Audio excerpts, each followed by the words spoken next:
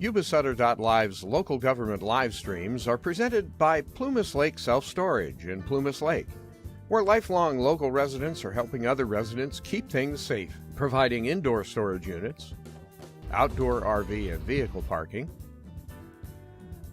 moving supplies, and Penske truck rentals. Details at plumaslakeselfstorage.com.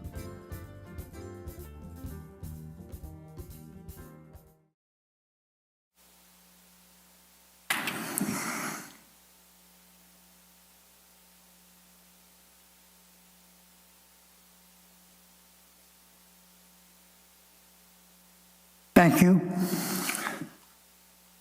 Now we have a report out from our closed session.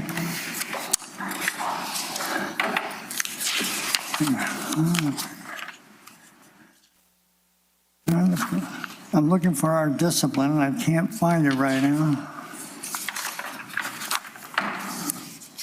Let's see.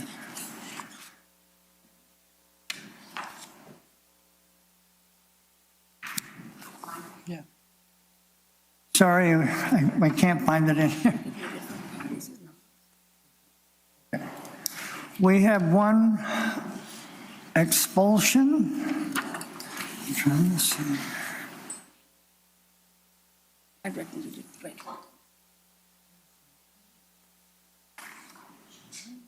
Oh, sorry about that. We have one expulsion, EH 2324-103, unanimously approved staff recommendations. We have one suspended expulsion contract, EH 23-24102, by unanimous vote. The board supported staff recommendations. And reinstatements, we had EH 21-2259, and by unanimous vote, the board supported staff recommendations. Now we have comments from the board members. Mr. Steeman. Welcome, everybody. I'm glad to see everybody here. I hope everybody had a great summer. I'm excited for the coming year and the many successes that we can expect throughout the year. There's been a recent development in our state, and I've got something I'd like to share. Some may find some of this offensive. If you do, you deserve it. Recently, the governor signed into law AB 1955, now known as the SAFETY Act. If you weren't aware, the SAFETY Act aims to ban school districts from passing parental notification policies, which require the district to inform parents when the child is requesting to change their pronouns, their name, or their gender. This law blatantly puts division between the child's parent or legal guardian and their children's teachers, school administration, and district as a whole. How much distrust of our schools and teachers does this law sow into our families? I refuse to look away, keep silent, and be complicit in such a vile and vicious attack on our families. In this state, the parent is no longer the arbiter of what is right for their children or their family. Politicians tell parents what is and isn't allowed in their own homes, and that lying to our children is what is best. As I've mentioned before, late last year, the governor signed a myriad of laws, both limiting the rights of parents, letting adolescent children make bodily and life-altering decisions, letting high school-age males use the girls' bathrooms and locker rooms, and hamstringing locally elected school boards. After the fiasco of COVID and all the nightmares that came with it, parents like myself and many others started paying attention, getting involved, and actually wanting to have a say in their child's safety and school experience. This is the entire point of local elections and having locally elected representatives. When state officials are interfering and changing laws when it doesn't suit a narrative or group's agenda, we have a broken system. With these new laws, a 12-year-old child can opt to bend the laws of basic biology and reality, fluidly choose or create a new gender, demand their teacher call them a new name, refer to them as a gender they are not, which they have no physical or possible capability of being, decide they want to chemically castrate themselves, surgically remove their reproductive organs, take drugs to synthetically stop the natural progression of their bodies and minds, and permanently destroy the possibility of the blessing of childbirth later in life. Let alone the mental and emotional trauma this may cause. This is what a child can do in California. As if there is no possibility that a mature adult might forever regret the choices they made as a young child. But a child still needs a parent to have their ears pierced if they're under the age of 18. If a parent says no to any of this, the state can legally remove the child from the home of the parents that gave birth to, raised, and loved their child. This is sheer, utter depravity, and it is plain evil. In the Bible, it mentions in the books of Matthew, Mark, and Luke that to willingly lead a child astray into harm.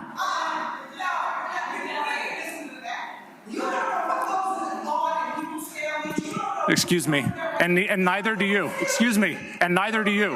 And neither do you. I'm not telling. Excuse me. Why are you taking offense to this? Why? Why are you taking offense to this? Excuse me.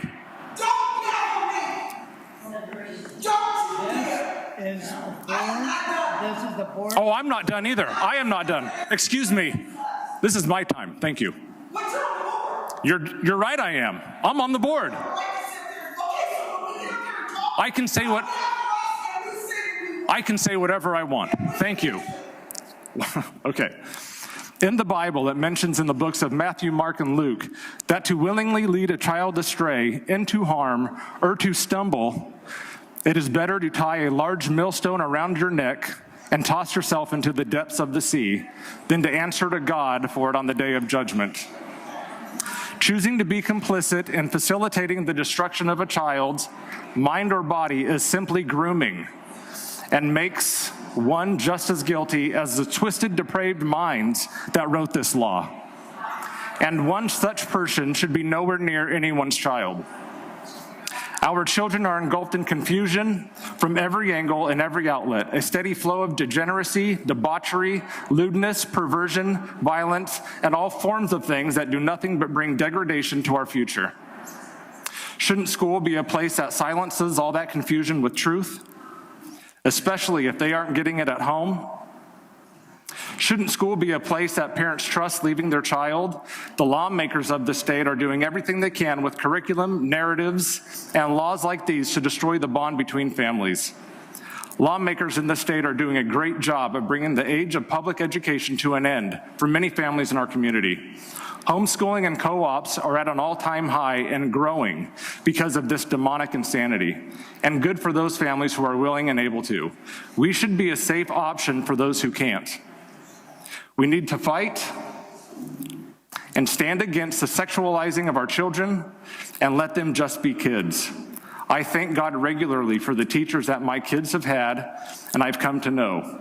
If it weren't for the many amazing teachers at our district schools, and if my children's school wasn't as special of a place that it is because of its teachers and leadership, my children would be nowhere near public education in California. A lawsuit has been filed to fight against AB 1955 by another school district, and others have hopped on board. This law is expected to receive a stay before January 1st and brought before the Supreme Court, as it is a gross violation of the constitutional rights of the parent to make decisions concerning the care, custody, and control of their children. That being said, I will be bringing forth a parental notification policy in our district for discussion, board consideration, and a vote. And I ask that you join me in praying for our state, our families, and our students. Thank you.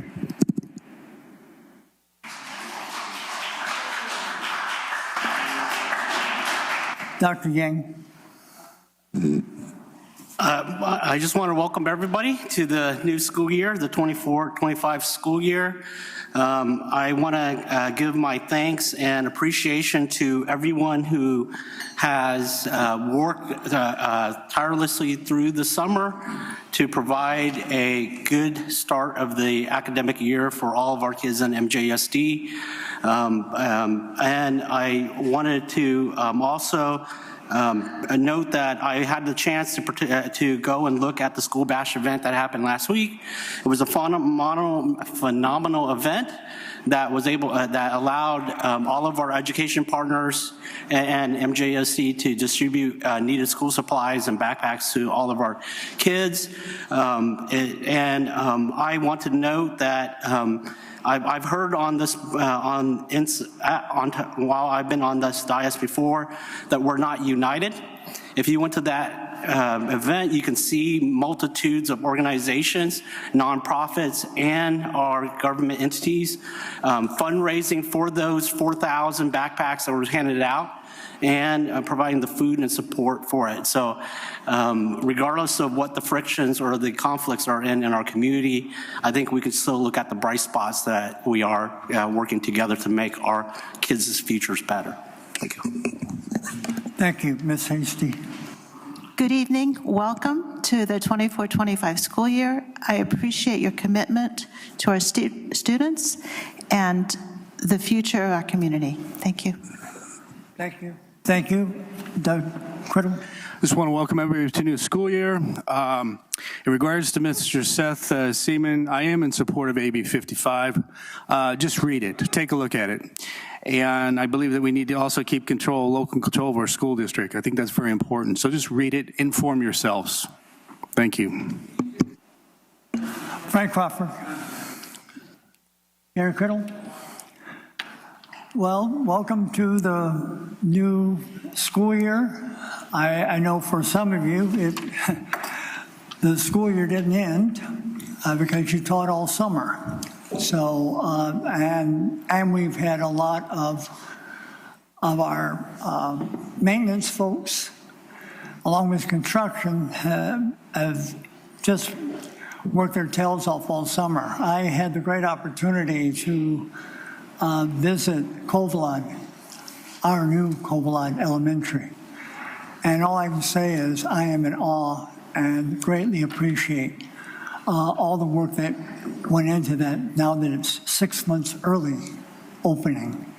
And I also got a chance to see the Lyndhurst track and their new stadium. And all I can tell you is it looks like a brand new campus back there. And I'm really looking forward to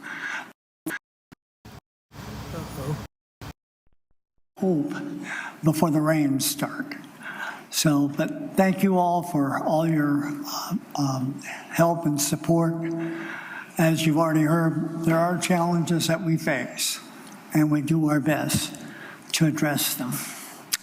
So now I believe we have some recognitions.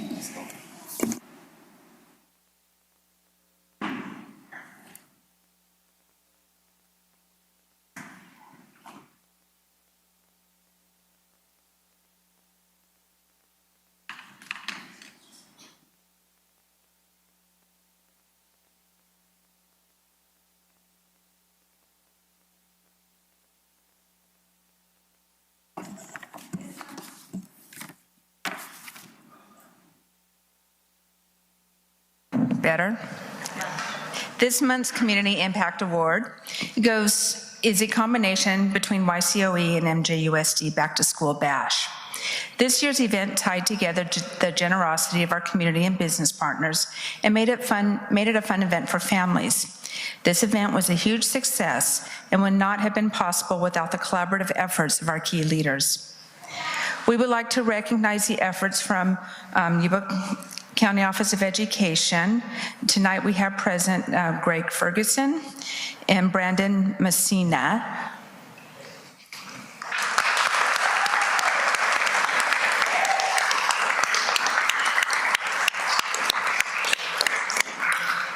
And if you would please stay for pictures.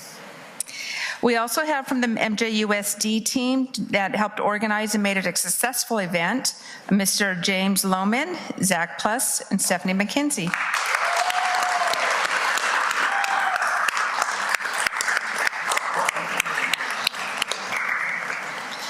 The Rotary Club was very generous in donating. I don't think anyone here is from the Rotary Club tonight, but we'd like to thank the Rotary Club for their donation.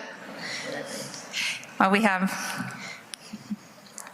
and from Sapphire Marketing, we have Carrie Hauk, who did all of our advertising.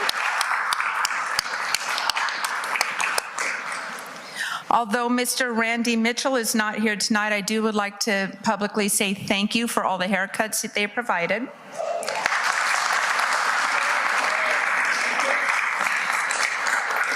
Schools First Credit Union, Julia DePrada-Schott.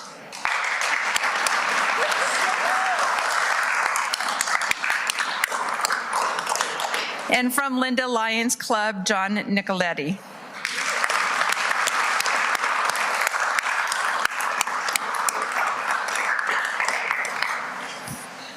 We would also like to thank our many volunteers for their continued support and positive efforts that make an impact for all of our students and families at MJUSD. And now if we could do a picture.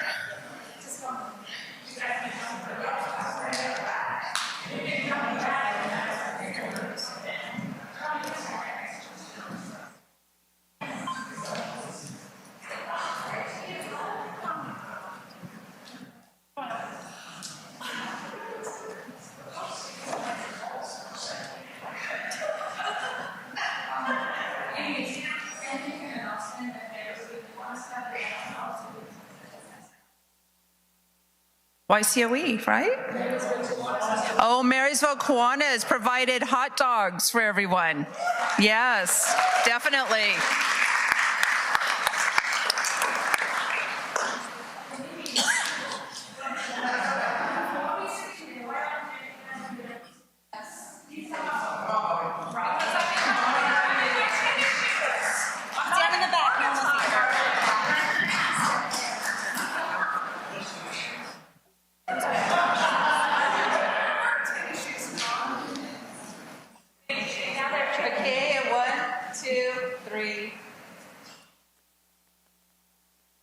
Okay, funny pose.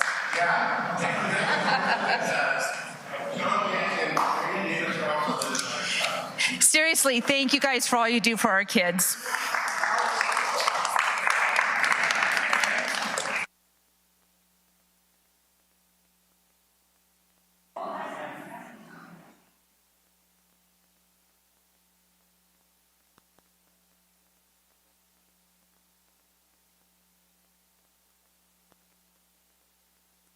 These two public comments. Yeah.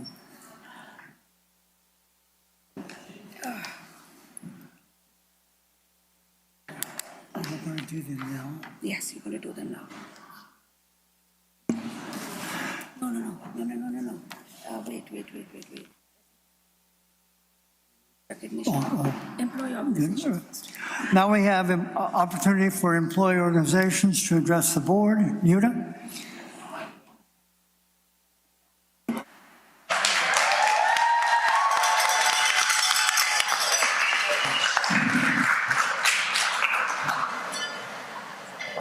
So, Mr. President, Angela Stiegel, I'm the president for the Marysville Unified Teachers Association, and we represent the over 500 of the best, or actually the best, professional educators. It is an honor and a privilege to represent them, and I wish that I could manage to say everything that needed to be said this evening in 9.5 minutes, but that's just not even possible. So we'll hit a couple of, a couple of big points anyway. One being the fact, before I get too far into this and forget something very, very special and very meaningful, in addition to the moment of silence that you had earlier, I would like to kindly suggest that maybe we have one at the end of the meeting, because Marysville Joint Unified also lost Ron Ward. And Ron Ward,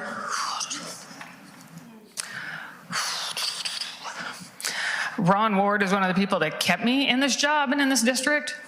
So I think that's the least we can do at the end of this meeting. Thought I could do that. So the other thing, before we get too far off in the weeds, we've got over 500 amazing educators that are going to be in classrooms starting tomorrow with the over 10,200, 10,400 amazing students that we have. And that is a big plus, and that is something that a lot of us, have waited all summer for and prepped all summer for, and why some of us haven't really had a vacation much, because that's our passion and that's where it resides.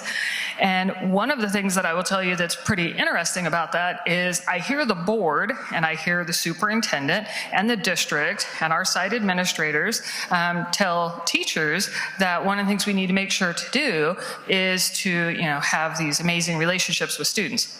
First off, we don't need to be told that. That's what we do. That's part of our profession. So we don't need to be told or directed or reminded.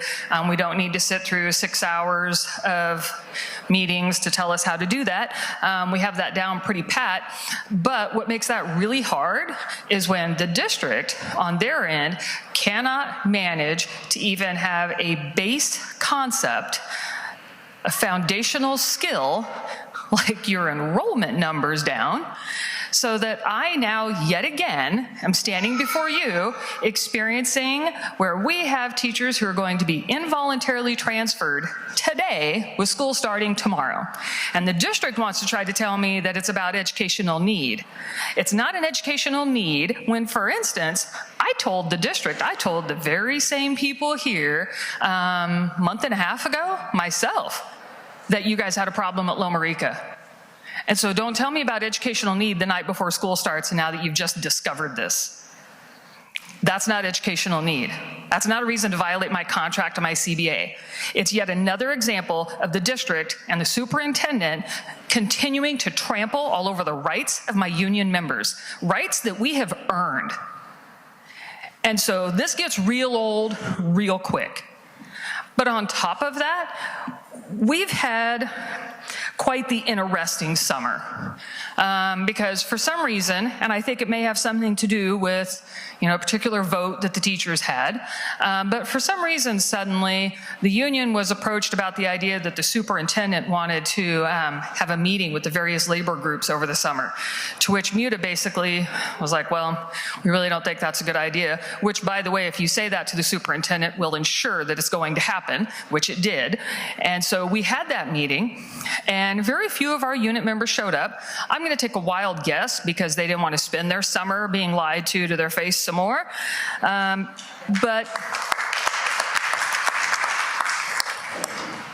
we had that meeting, and I'm pretty sure that that meeting was something that, superintendent's been directed to do because just like us, we've got an observation evaluation, and I'm sure the board said you need to do something, and that something turned out to be these meetings. Now, I will tell you that MUTA showed, we had our meeting, and then the next day, I get notes that are purported to be on this meeting, to which I was asked, along with my vice president, to make comments about suggestions for revisions. The notes that we got weren't exactly all that accurate. So I responded to the superintendent that, I didn't have time right at that moment to go through those notes and make those suggestions, but I would, and that I would let the superintendent know when I was done. And she said she was going to share them with staff. Now, I think staff means, for instance, her cabinet. Well, little did I know that not only was the superintendent not going to wait for my message that said I was done going through the notes and making some suggestions, but that by staff, she meant she was going to send them out to every single one of my teachers, every single administrator, and everybody from the cabinet. So I drafted a response. And I didn't send that response to the superintendent because I was pretty sure that there was just going to be a giant spin on it, because that's what happens every time I respond. And so just like the superintendent took the very public forum of sending that out to everybody, well, here we are, public forum. So kind of like in the words of the board member here recently about, you deserve it? Well, here goes.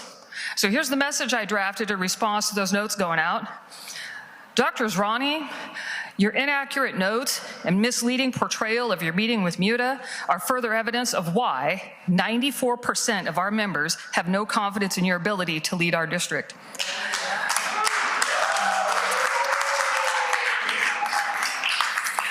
As MUTA suspected, this was nothing more than a checkbox and a PR tactic at best, a PR tactic that we pay about $300,000 for.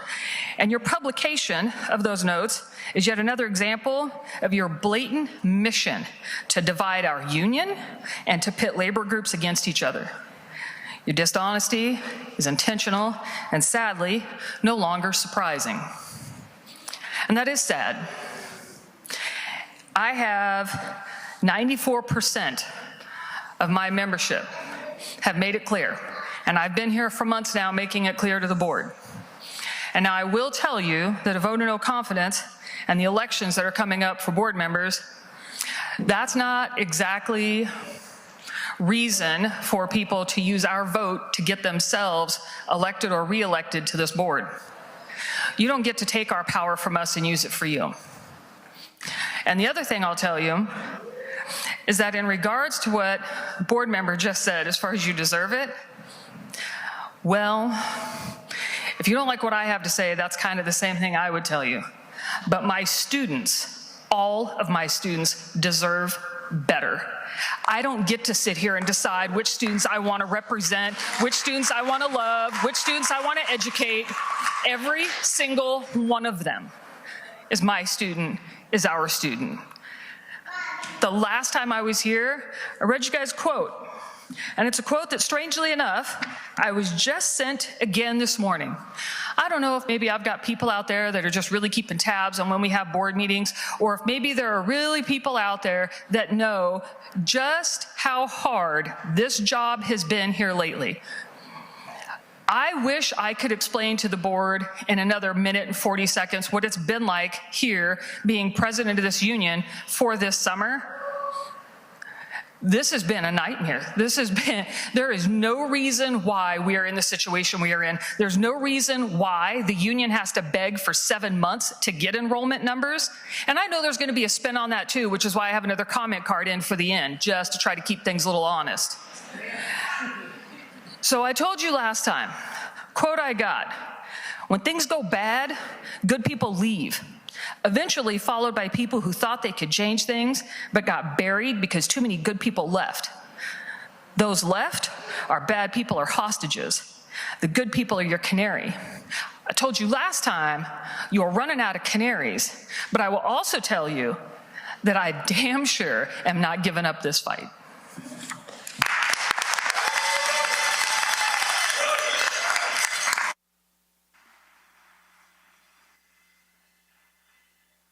Thank you. Operating Engineers Local Number 3, California School Employees Associations Number 326 and 648, Association of Management and Confidential Employees, Supervisory Unit. So one of the things we've investigated with our legal advice, our new attorneys, is one of the challenges is managing the public comment sections. And what I have said before was sustained by our legal advisors. You have 3 minutes to make a comment. After that 3 minutes, the microphone will be turned off. If you do not leave the podium, and this is speaking towards the end of the meeting, I am authorized to adjourn the meeting. And we will enforce that. Now, what happened last meeting was unfortunate. And all we can say is we have consulted with our legal advice. So at this time, Tammy, if you want to address the board. Actually, Jennifer was first. Tammy was there too. Jennifer Landrum, are you here?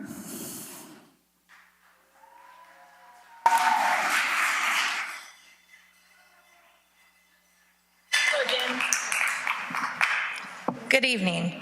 My name is Jen Landrum. I am one of the two teachers who was not allowed to speak after your board president, Randy Davis, abruptly and unprofessionally ended the meeting a few weeks ago. At first, I thought about declining your invitation to speak because I'm so busy getting ready for school tomorrow. But I decided this was too important to not come here tonight.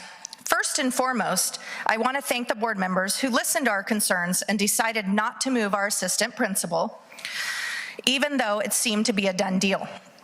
We had received an email saying he was leaving Covalot.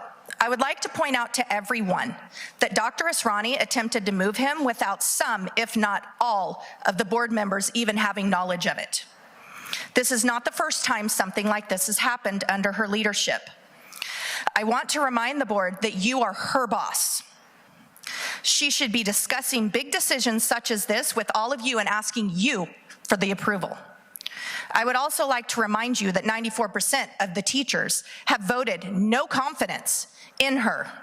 The fact that the board has ignored this is insulting and a slap in the face. It has been 20 years since the teachers have done a vote of no confidence. I know this because my dad, Jim Fleury, was the union president the last time this happened. This is not something the teachers take lightly, and it has taken a lot to get to this point. The teachers are fed up.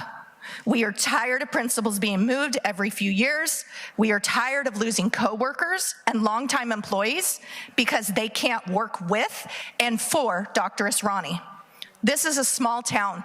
It's no secret the way Dr. Asrani talks to the people she works with. I'd be willing to bet if you took a survey of MJUSD employees in our district, a high percentage of them would have no confidence in her. But unlike the teachers, the other employees, such as our principals, secretaries, and even assistant superintendents, they don't have tenure.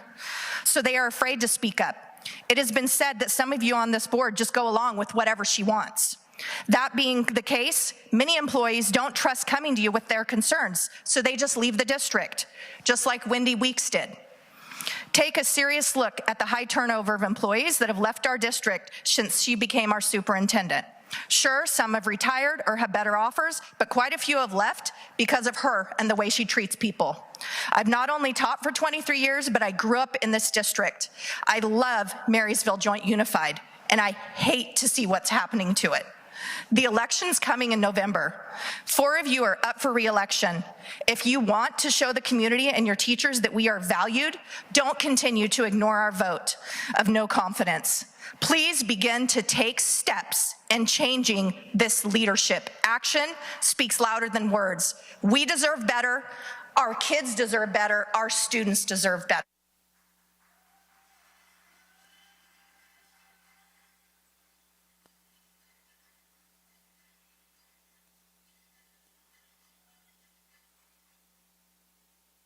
Tammy?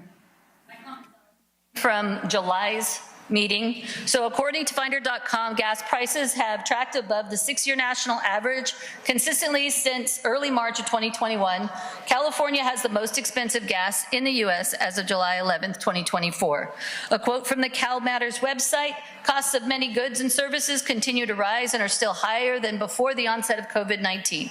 Prices have grown about 20% overall since 2020, and over the past couple of months, prices in California appear to have risen slightly more than the country as a whole, according to data from the Bureau of Labor Statistics. So gas prices up, groceries up, PG&E rates up, auto insurance rates up.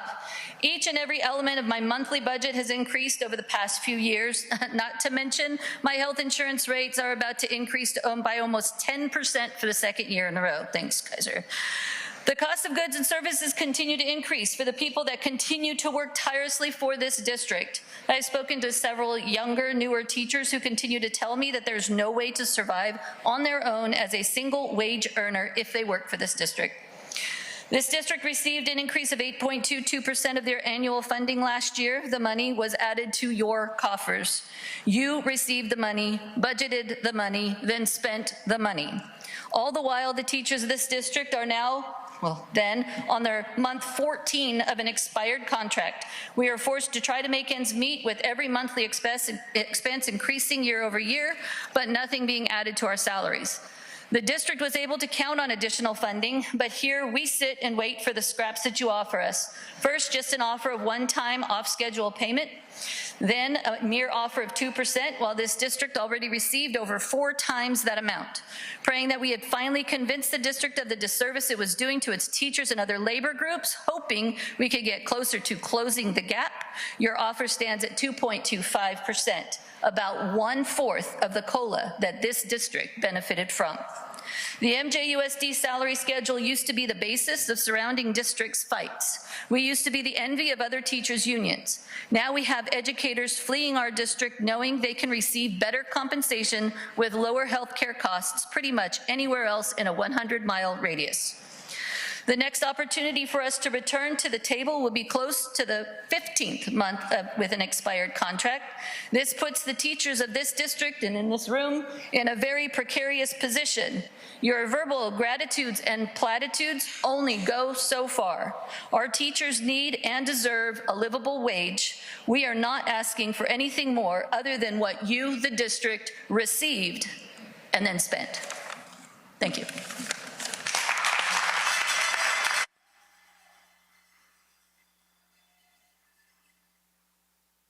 Now we're going to move to 9.1, Annual Presentation of Summer School and Intercession Program for the summer of 2024.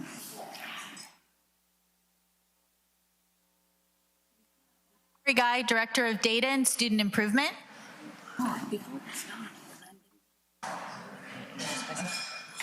She told me, she gave me a call back. Oh. Sorry. Before you start, I'd like to just acknowledge Mr. Mitchell. He just walked in. Randy, if you would just stand up. We want to acknowledge you, sir, for your work. Thank you.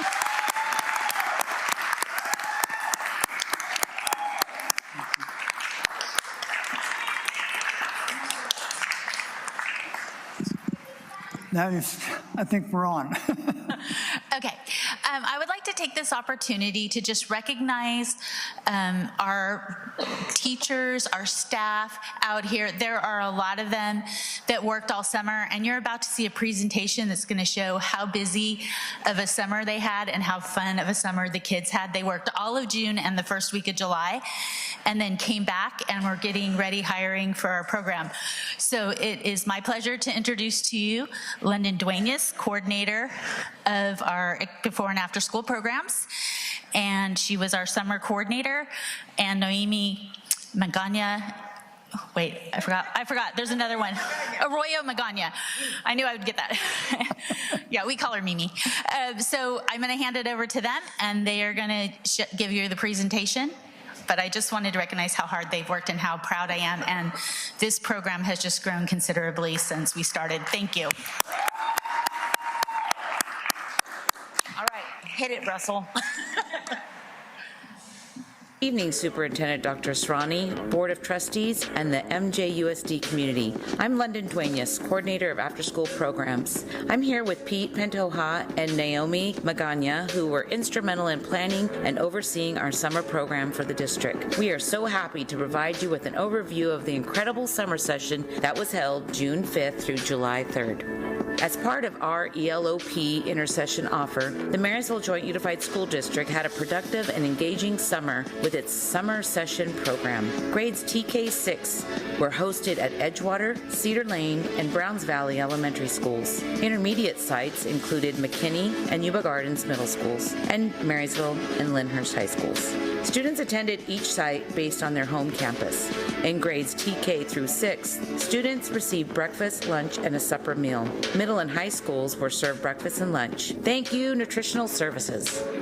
The summer session enrollment was a great success. Over 1,250 students attended this year's summer session district-wide. Attendance in grades TK through 6 almost doubled from last year. Staff included 60 amazing teachers, 22 dedicated paraeducators, 38 incredible STAR staff, and 25 hard-working support staff. All of these individuals helped create this summer opportunity for our students. Our goals for the summer session were to prevent the summer slide learning loss and and to excel our students through the summer. To achieve this, teachers had smaller class sizes and were able to focus on reading and math skills.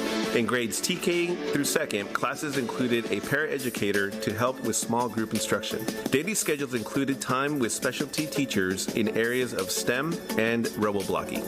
Students at the elementary sites participated and enjoyed a balanced mix of academic and enrichment activities. Assemblies and presentations complemented the summer session theme of Imagination Vacation. 32 students attended the summer session at Yuba Gardens and McKinney.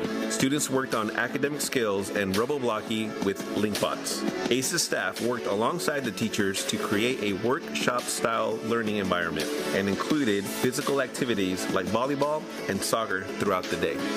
High school students recovered a total of 1,067.75 credits through MJUSD High School Summer Session. Two of MJUSD's high schools, Lyndhurst and Marysville, hosted summer sessions for credit recovery through June 28th from 9 a.m. to 1 p.m. MJUSD Nutrition Services provided breakfast and lunch with some transportation available. Overall, 450 students recovered credits by satisfying requirements to make up lost credit without having to retake the entire course. A number of students were also enrolled in one of 5 in-person courses. Students completed a semester course in a limited time through these intense courses. A number of students also participated in the Yuba-Sutter Fair with FFA or 4-H. 2023 high school credits reflect those earned in the month of June. During the 23-24 school year, students were able to work towards recovering credits during 3 intersessions, putting them back on the path for graduation. This year, teachers were trained in the new summer curriculum for math and reading called Summer Scholars by Teacher-Created Materials. This curriculum focuses on building and practicing foundation skills in reading and math. Teachers were able to provide challenging activities and additional practice with key concepts. The curriculum is designed for the summer school setting. Students participated in STEM, robotics, art, and music classes provided by specialty teachers. These were included in the regular daily schedule. Skills-focused classes such as English language development and GATE, our gifted and talented education, were well attended.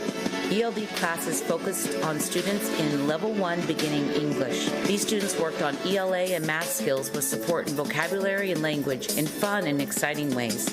The GATE students were fortunate to have experts from the Yuba County Water Agency and the University of San Diego Scripps Institute of Oceanography visit. They provided hands-on learning experience about watersheds and the weather stations. The fun didn't stop after class. The after-school program extended the learning with a variety of creative and recreational activities such as painting, sidewalk chalk murals, Olympic-style games, sports, and interactive projects. These activities provided a well-rounded experience, allowing students to unwind and express their creativity as they built important vocabulary through experiences. Students benefited from presentations by Indian Education and the Yuba Water Agency. Pat Bennett with MJUSD Indian Education and her team worked with students to create corn husk dolls, bead animals, and Native American-inspired paintings. Former MJUSD student Rex Rollins presented on water conservation, teaching students about the importance of maintaining a healthy river ecosystem. Rollins also demonstrated practical water-saving techniques for home use and distributed free conservation kits. The TK6 program also featured exciting assemblies. The BMX Assembly by Stuntmasters Incorporated captivated the students with impressive stunts while promoting messages of inclusiveness and positive action. They encouraged students to identify and pursue their passions with dedication and practice. The Sky Dome Assembly took students on an educational journey through space, exploring the galaxy and the planets in our solar system. Leader in Me Leadership Institute was held at Lyndhurst High School the week of June 19, 2024. Leader in Me is a model focused on leadership, culture, and academics that equips students, educators, and families with the leadership and life skills needed to thrive in a dynamic world. Developed from the 7 Habits of Highly Effective People, Leader in Me's mission is to enable greatness in students, teachers, and schools everywhere. Data at a glance. Students attending summer session were given pre- and post-assessments for reading and math through Renaissance. 86% of all summer school elementary classes demonstrated growth as measured by the class's average independent reading level, or IRL. Classes also showed substantial growth in math skills. These increases can be attributed to the dedicated staff providing focused instruction and engaging activities in practice. Our summer session attendance was steady throughout the program. In our quest for improving and building our strengths, staff, teacher, parent, and student surveys were conducted at the end of the session. The MJUSD summer session is a well-rounded and enriching experience, keeping students engaged throughout the summer.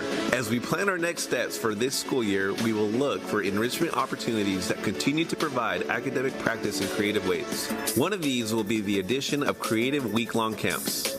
Additionally, we will be comparing data that includes attendance, academic growth, student engagement, and behavior to help guide our intersession offers. Thank you very much for giving us this opportunity to share an overview of MJUSD's summer session.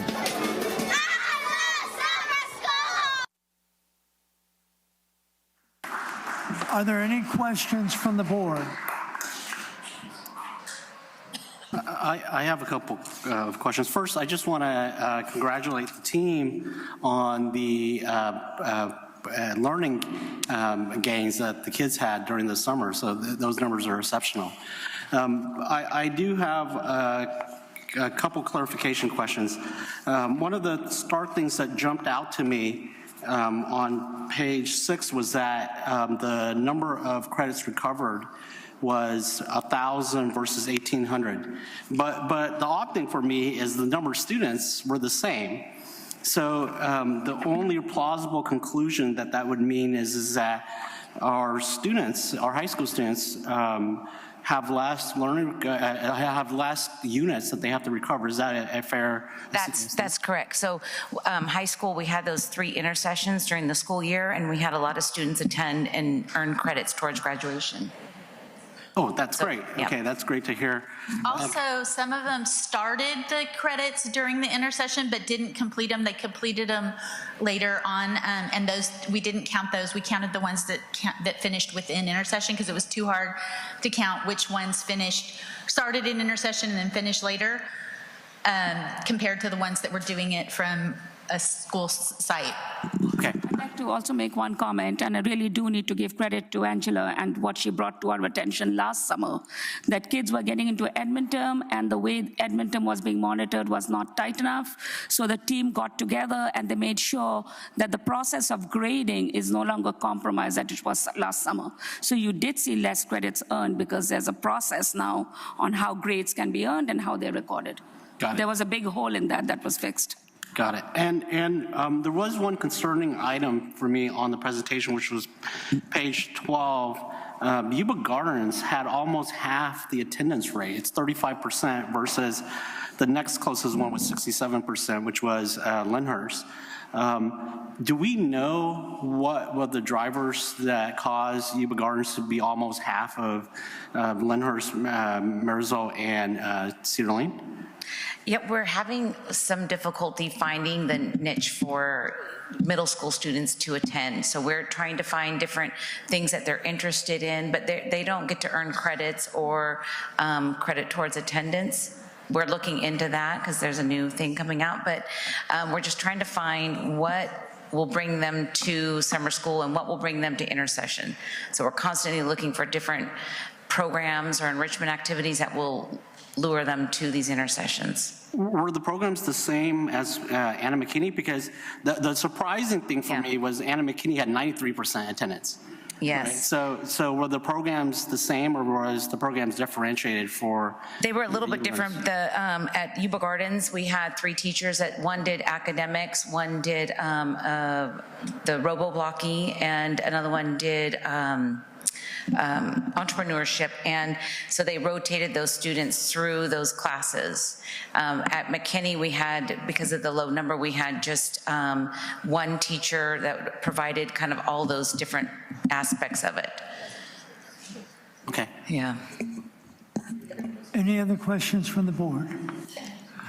Well, I'm impressed that it does appear that the data has an upward trend, that our children are fulfilling their credit needs. It's a little uneven, but they are responding to the opportunity that we are providing. And, it's interesting to see the situation at Yuba Gardens. That's kind of odd. But thank you, and thank you for all the staffs that supported the program last summer. It's incredible. Absolutely. So thank you very much. Thank you.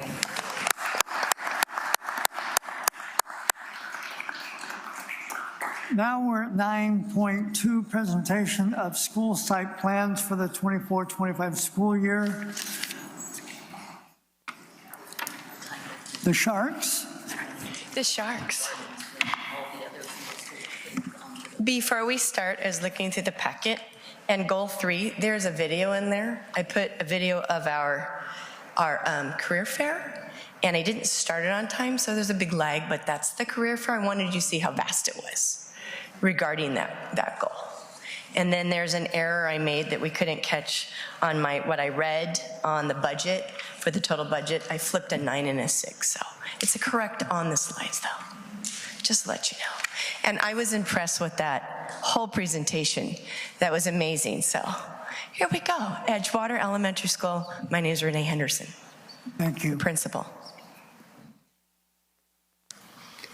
Good evening, MJUSD Board of Trustees and Cabinet members. My name is Renee Henderson, and I am the proud principal of Edgewater Elementary School, home of the fantastic Sharks. Edgewater is on a mission to empower tomorrow's global leaders. Here is a clip from a global fundraiser for Kenya with a message from a student council member. Student Council is leading the efforts and empowering students to become global citizens and compassionate philanthropists. We have 549 students made up of the targeted subgroups listed. Our largest subgroup is socioeconomically disadvantaged. The video shows one of our mini family community nights.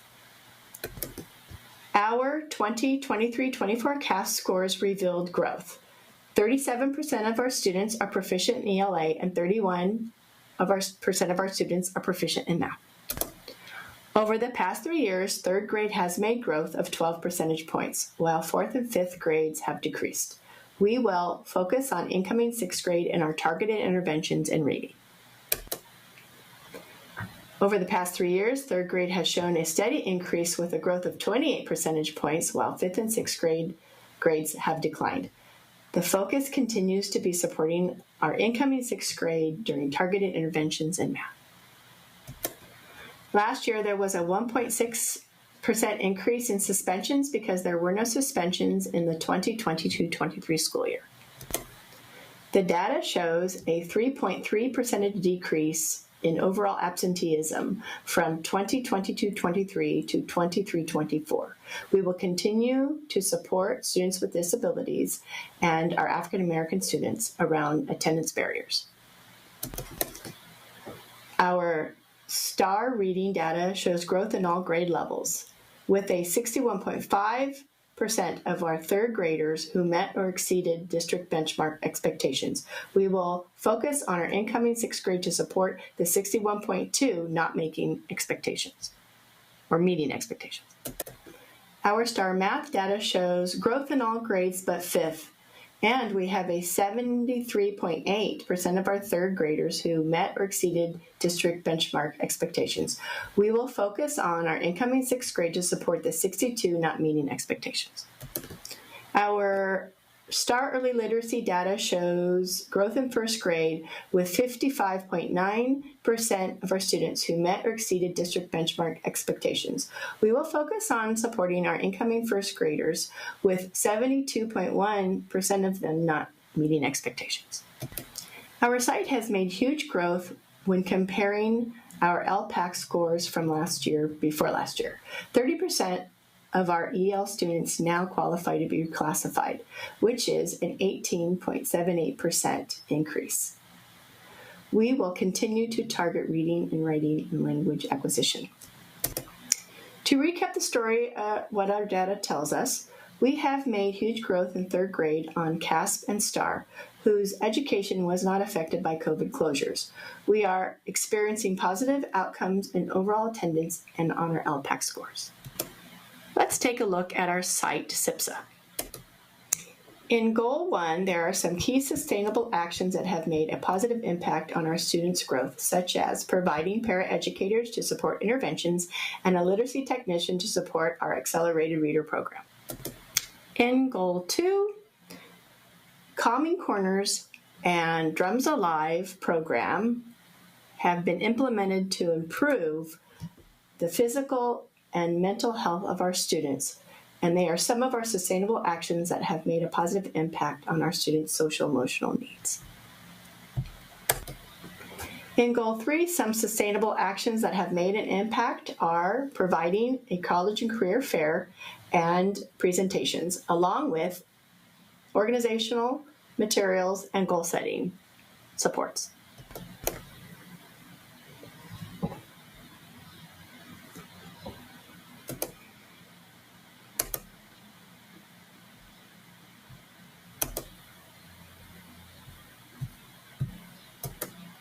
In Goal 4, our EL facilitator has made huge positive impacts on our EL population. We are reclassifying 22 students this year at our site. In Goal 5, some sustainable actions that have strengthened our parent partnership are family nights and newsletters that contain all of the events on our campus and showcase student achievement as well as needs. In Goal 6, Lexia Rodriguez is our sustainable resource for our special education students. She helps support them in academics and attendance and helps break down barriers. We have many things to celebrate in the 23-24 school year. 6th grade girls volleyball, drama performances, American Heart Association fundraiser, Watchdogs to invite our fathers to our campus, a kindness path, a new marquee, and we celebrate our band and cheerleader squad working together. We have really bolstered our music program quite a bit this year.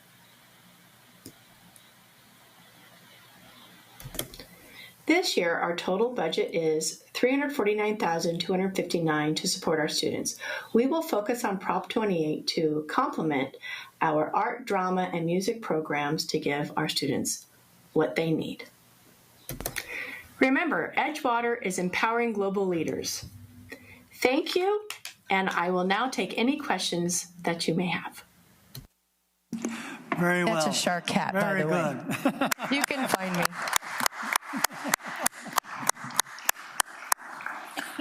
Well, after 3 days of work, I think you've done a pretty good job. Thank you, President Davis. Are there any questions from the board? I want to celebrate because we're sending kids to middle school that are being reclassified. And so it was quite a tremendous thing hiring her and getting her training and having Hector help. And now she's going to be pushing in an RTI block that we've blocked, and our kids are going to get direct instruction with her and a teacher with what they need at their level. We are doing some amazing things at Edgewater. Starting this year, more amazing things. Well, I just think that, having been there for about 3 hours this afternoon, you are a tremendous leader on that campus. And appreciate that. It's infectious, and in a good way. And I just think you and your staff are just going for the stars. And that's what we need for our students. I told them today at our staff meeting, I want our site to be the place people come and want to retire from, including me. Well, thank you for everything you guys are doing over there.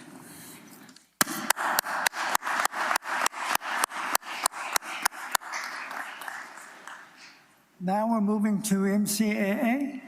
Eric? Hi, hello, I'm Eric Preston, principal of Marysville Charter Academy for the Arts, and we have our presentation, and then I will answer questions when it's finished. Thank you. This is the Marysville Charter Academy for the Arts board presentation, reviewing the 23-24 school year and discussing portions of the upcoming 2024-2025 school year. My name is Eric Preston. I'm the proud principal. MCAA is our area's only college preparatory 7 through 12 secondary school whose course of study emphasizes a focus on the arts. Students receive instruction in the core subject areas but are afforded the opportunity to explore music, dance, drama, and the visual arts, beginning with the required 7th grade Arts Exploratory Wheel course. Our students perform locally, compete nationally and internationally, and receive a solid secondary education. We are the only school in the area to boast being a California Distinguished School, an ERP California Honor Roll School, and a U.S. News and World Report Best High School this past year. Here are pictures of some of our students performing in our music week, at our dance showcase, and then an award winner who was actually displayed at the Crocker Art Museum. We had an enrollment of 371 last year. As mentioned earlier, our students performed all over the place. The picture in the inset is from the Mean Girls production that was held at the Sutter Theater in Yuba City. Our CASP ELA scores, this is a 3-year comparison, and you see that this year 190 students took the test and 62% met or exceeded the standard. We dipped a little in both 7th and 8th grade. However, our 11th grade students continue to rise. To celebrate, we have 74% of students who met or exceeded in 11th grade. Areas of growth, we obviously need to look at some interventions for middle school. And one of the things we're going to do is tighten up our 7th grade study skills class for this current school year. Our CASP math findings, again, you see 3-year comparison. 191 students took the test and 40% met or exceeded the standard. Celebration, we grew by 11 points in 11th grade, which is amazing. We grew by 1 in 8th, which we will take the growth, and we remain the same in 7th, which means that we didn't go down, which is promising. So we need to continue to strengthen our interventions, such as 9th block, after-school tutoring, or math support for 7th and 8th graders to really help build those foundational skills. Our attendance and discipline, the chart looks kind of interesting, but we hovered right around 96% attendance all year long. These are 20-day intervals, and you'll see that all of them are very close. 95.9% is the smallest or the lowest percentage average that we had. We had 2 suspensions, one for 3 days and one for 5 days. Our students pretty much want to be at school and are generally well behaved. Our LPAC data. We had 11 students tested this year. 1 earned a 2, 7 earned 3s, and 3 earned 4s. We received all 3s and 4s on written composite level and all 4s on the oral composite level. And 27% of our students who took the test are eligible for redesignation. Overall data analysis, 7th and 8th grade ELA we need to focus on. Math overall is on an upward trajectory. Our science scores continue to climb. That wasn't shown, but they continue to be at or above the state level. AP data is very promising. We'll talk a little more about that later. 27% of our ELs are potentially eligible for reclassification, and our attendance stayed close to 96% all year. This photo is a photo of Much Ado About Nothing, which was also put on this school year last fall, and it was at the Sutter Theater as well. Our LCAP Goal 1, provide learning opportunities that result in increased academic achievement and ensure quality classroom instruction for all students, including support systems that meet the needs of targeted populations. You see some selected actions from 23-24 and then some selected actions for the upcoming 24-25 school year.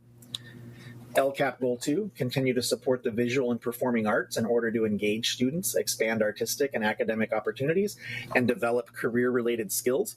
Again, you'll see actions that we took from 23-24, and then actions, some of those are going to be continued in 24-25, and there are some newer ones. LCAP Goal 3, support students' health and well-being through SEL curriculum, personnel, and other actions. Just like LCAP Goals 1 and 2, you'll see our actions from 23-24. Some of the same for 24-25 with a few minor changes. Celebrations, we already mentioned some of this, but we were a California Distinguished School this last year. We were an ERP California Honor Roll School, U.S. News and World Report Best High School. We won many local, state, and national awards and recognitions for art, photo, and graphic design. Our theater productions had multiple sold-out performances. Our music and choir students performed all over the North State and won multiple recognitions and awards. Our dance showcases, of which we had 2, involved over 25% of our entire student population. And as I mentioned earlier, we'd get back to the AP scores. 67 students took 122 advanced placement tests. 76% of those students received at least 1 3 or better, and 57% of all tests taken received a 3 or better. That is huge cause for celebration. Here's some pictures illustrating our Dragon Fest examples. The top three photos, or the top two on the left, excuse me, are some orchestra students and Mr. Zoomstein, our orchestra teacher, actually playing some bluegrass music for our students and staff. In the middle is a student who competes nationally and internationally in Hawaiian dance. And then on the right is Mr. Harmon with drumline at our back to school last year. The bottom left is our advanced guitar class playing at Beale Air Force Base. And on the right is another example of Dragon Fest. We had a whole bunch of students performing, and the entire school comes out to watch at lunch.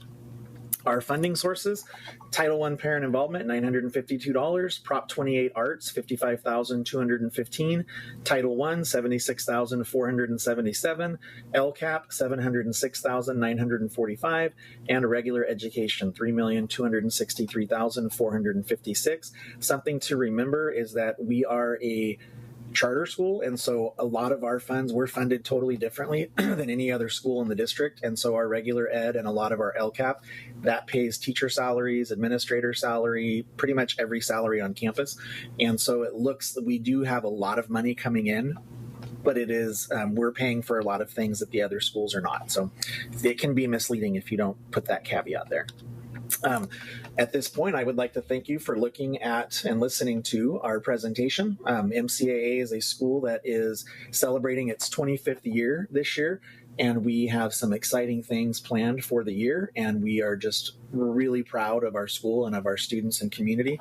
And at this point, I'd like to open it up for any questions. Thank you very much.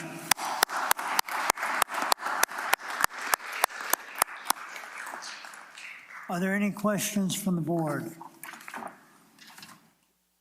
All I can say is what you guys are doing over there, I wish we could replicate everywhere, because you have engaged your students, your teachers are engaged with your students, and it just seems like everybody likes being there, given what your discipline. It's just incredible. So we certainly want to extend best wishes and continue the good work, and thank you for that outstanding staff that you keep there. It truly is, it truly is a testament to the staff, to the students, and excuse me, to the students and the parents. We have it different than most other schools. Our kids apply to come, they want to be there. Not that kids don't want to be at other schools, but there's something that unifies all of them, and that's the ability to take the arts and to do more than they get in a traditional school. And so, we are super grateful that we are allowed to exist in this district, and we love providing our students that option. And I think their results show that they love it too. So, well, thank you very much. Thank you.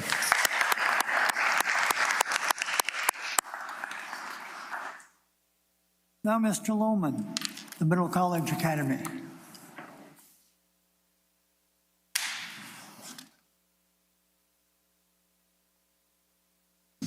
Good evening, Governing Board. James Lohman, Director of Community Partnerships, tonight to talk to you about the Middle College Academy, which we had our first day yesterday. Yuba College started yesterday, just like the early college program. It was so great to get the students back on campus. It was just very exciting, and all of the work that Mr. Trower's team did with our folks, all the work that Yuba College came in did, the kids were very excited to just see kind of a new and refreshed space. We've got our parent organization starting, our advisory committee. We're doing our first WASC accreditation, and the numbers in this video are not accurate, so I wanted to share some updated numbers with you. We have 21 sophomores and 16 freshmen, and our major focus this year, especially with WASC, is about student achievement. So we're looking, we had a 100% pass rate for high school classes last year, which is great, but area of concern for me and for our teachers, we had a 77% pass rate in the fall for the college classes. So we really stepped up our game in support. In the spring, we had a near 90% pass rate. And then this year we are shooting for 100%. And in the video, you'll see we're putting a lot more supports in place. So at the end of the video, I'd be happy to take any questions you have. Thank you.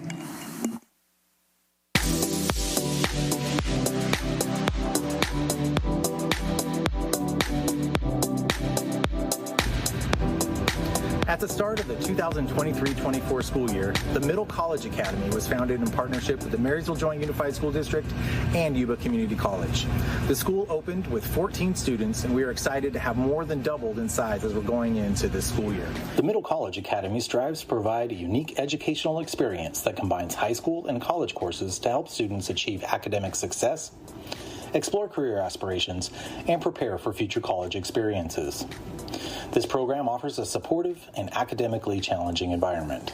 As of August 1st, the Middle College is made up of 19 10th graders and 18 9th graders. There are 2.2 full-time equivalent teachers and 2 classified staff at the academy. The school has 9 students that have been redesignated from the English Learner program and 1 long-term English learner. Students come to us from Marysville, Yuba City, Wheatland, and Live Oak. Average daily attendance for the school last year stayed in the 95% range, with the school ending the year at 95.7%. The school also had no suspensions in the 2023-24 school year. Looking at the STAR reading results for 23-24, this chart represents each student's Lexile level from the fall semester, represented in blue, the spring semester in red, and the change or difference in scores between the start and the end of the year in yellow. The Lexile level for students entering 9th grade to be at grade level is 950. At the start of the year, we had 2 students that scored below that mark, and both students made enough of a gain by the end of the year. This places them in the grade level reading band for grade 9. 2 students had a slight drop in scores, and 1 had over a 100-point drop, but they are still testing in the grade level range. Moving on to mathematics, this chart represents scale scores from the fall in blue, the spring in red, and the difference between the scores represented in yellow. Students overall maintained and grew in mathematics, with the exception of 2 students whose scores were within 20 scale points of their original score. The MJUSD Local Control Accountability Plan, or LCAP, identified 6 areas for all schools and programs to focus supports and efforts toward. Middle College Academy meets those focus areas in the following ways. Goal 1 is to improve academic performance by creating an academic system that addresses and engages the various identified needs of all students. In 2023-24, Middle College implemented an academic advisement period, utilized Yuba College tutoring, and sustained in-house academic intervention and small group instruction. In 2024-25, Middle College is adding a paraeducator, utilizing student math tutors, and offering a Yuba College study skills class. LCAP Goal 2 is to create an environment that addresses the physical, emotional, and safety needs of all students and staff. In 2023-24, Middle College established and practiced emergency procedures and trained staff on the use of the Catapult emergency system. In 2024-25, we have started by focusing on the learning environment and, among other things, put in new classroom furniture and installed new flooring and painted our classrooms. LCAP Goal 3 is to prepare every student with the skills needed for college and career readiness. As previously mentioned, 2023-24 efforts included implementing an academic advisement period, utilizing Yuba College tutoring, and sustaining in-house academic intervention and small group instruction. In 2024-25, Middle College is implementing planners and adding additional organizational materials. We're adding a student math tutoring program and utilizing a Yuba College study skills course. LCAP Goal 4, where we build a system of specific support for our English learners, foster and low socioeconomic students, the universal supports of academic advisement, tutoring, and intervention were put in place to help all students. And these activities also assist in the needs of our subgroups. In 2024-25, the addition of planners, math tutoring, and study skills will assist these students. LCAP Goal 5 is about improving home-to-school partnerships. In the 2023-24 school year, we started a newsletter, implemented a cell phone for parents to call and text, and hosted dinners and banquets for families to come together to support, encourage, and celebrate our students' accomplishments. In 2024-25, we will establish the Middle College Advisory Council, implement parent and student conferences with school staff, and utilize Yuba College counseling supports for additional academic planning. LCAP Goal 6, which is to improve access and inclusion opportunities for special education students, did not pertain to middle college yet, but we had student interactions with the YCOE special education program. Middle college did not have any students on an IEP, but we want to be prepared so our program is accessible. In 24-25, we will foster student interactions with the special education program that is now operated by MJUSD, and all students will be mainstreamed. Funding for middle college students, aside from ADA and the dual enrollment grant, which we will start utilizing this year, includes Title I funding of almost $5,000. $46 for parent involvement, and approximately $32,000 in lottery funds. Want to learn more about the Middle College Academy? Visit us at middlecollege.mjusd.com. Thanks for watching. Thank you. Are there any questions from the board? James, you said the success rate for fall was 77%, is that correct? Correct. And then it was 90% for spring? It's actually 88 point somewhere in there. 88 point something, okay. Yeah. Was that a success rate for the student, or is that success rate for course success rate? That's for course grades. Course grades, okay. Yes, sir. So one of the suggestions that I would like to have the middle college consider is making a data request for institutional research for Yuba College and compare that to what the course success rate for their general population is. 77% and 90%, I commend your team for getting that high of a success rate, because pulling up the data dashboard for Yuba College and the latest cohorts 2001 and 2022, that's their highest year for course success rate is 75%. So your students outperform the general college student population. Wow. And so I want to commend you on that, because this is leveled across 2 semesters, and your number will land somewhere between that 77 and 88. So it'll be good to benchmark those numbers against Yuba College's numbers. And I know the current numbers aren't released publicly, so you would have to ask Yuba College. I'll make some internal inquiries. Yeah. Thank you for that tip. And then for those that didn't make it for those courses, I just want to make sure and confirm, does the general Yuba College grading policy apply to these kids? Meaning that if they fail the class, they have 2 forgiveness classes that they can allow to retake these classes and re-earn a new grade. Okay, yes. Good. So I commend the work that you're doing with these kids. And what's important is that these kids earn the units for those courses, and they don't have to take an exit exam, like an AP exam, to actually earn this. So they've beaten the normal student at Yuba College, and they're ahead of the normal students in terms of their higher education as well. So I commend your staff and everybody for those successes. Thank you, sir. Any other questions? Well, my question is his budget. How are you running that school on a little over 33, maybe under 40,000? Well, of course, our major funding source is the average daily attendance that we garner. That's what pays the salaries of the teachers and the staff. We also have the dual enrollment grant, which we all know is a $250,000 grant that is to be spent over 3 years. At this point, when we are closing the books, but all the requisitions are finished for the last school year, 23-24. We had only touched $11,000 of it. And really with our focus on making sure that all the classrooms are ready, the students have more state-of-the-art equipment to help them, that's when we're really gonna get into that spending plan. But the lottery funds we have, the Title I funds, those are the things that give us the day-to-day things that it takes to help the kids.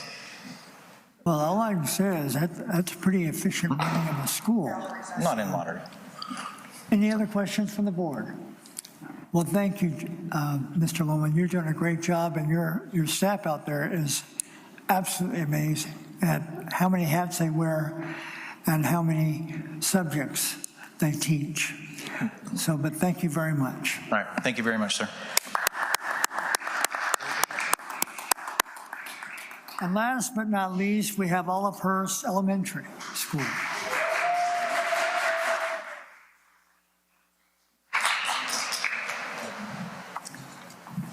Well, good evening. Thank you for inviting us to come present. Dr. Asrani, board members and cabinet, thank you. My name is Mr. Green. I'm the assistant principal at Olive Hurst Elementary. Mrs. Marshall was hoping to be here today, but she's just not feeling well, so you got me.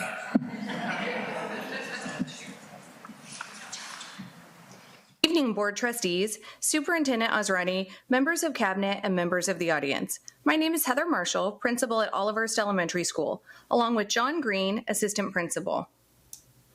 The identity we share at Olive Hurst Elementary School can best be described as our students and staff are committed to building community partnerships, fostering traditions of learning both inside and outside, like in our school garden, as well as prioritizing student supports and interventions. On this slide is information on the makeup of our campus and our student body. A hallmark of our school is our garden, and here is a peek at our Morning in the Garden event last year, where we were recognized for becoming an official Blue Zone school. Thank you. We are so excited to be Blue Zones approved. The staff has been working on this all year, and we're really grateful to our partnership with Blue Zones. Now let's look at some data. We'll start with CASP ELA. Third grade increased by 4 percentage points year to year. They worked with the district literacy coach. Sixth grade increased by 9 percentage points in cohort after departmentalizing by content area. Fourth and fifth grades showed a decline from year to year. Last year's data for math shows similar results. Fourth grade saw a 4 percentage point increase year to year. Sixth grade increased by 7 percentage points within their cohort group. The next two slides feature our universal screeder data for reading and math. In reading, while most grade levels showed growth, significant growth occurred in second grade, increasing by 25 percentage points from beginning to end of year. They did a lot of collaboration with the district ECRI coach. We saw the same type of growth in math for second grade, increasing by 30 points.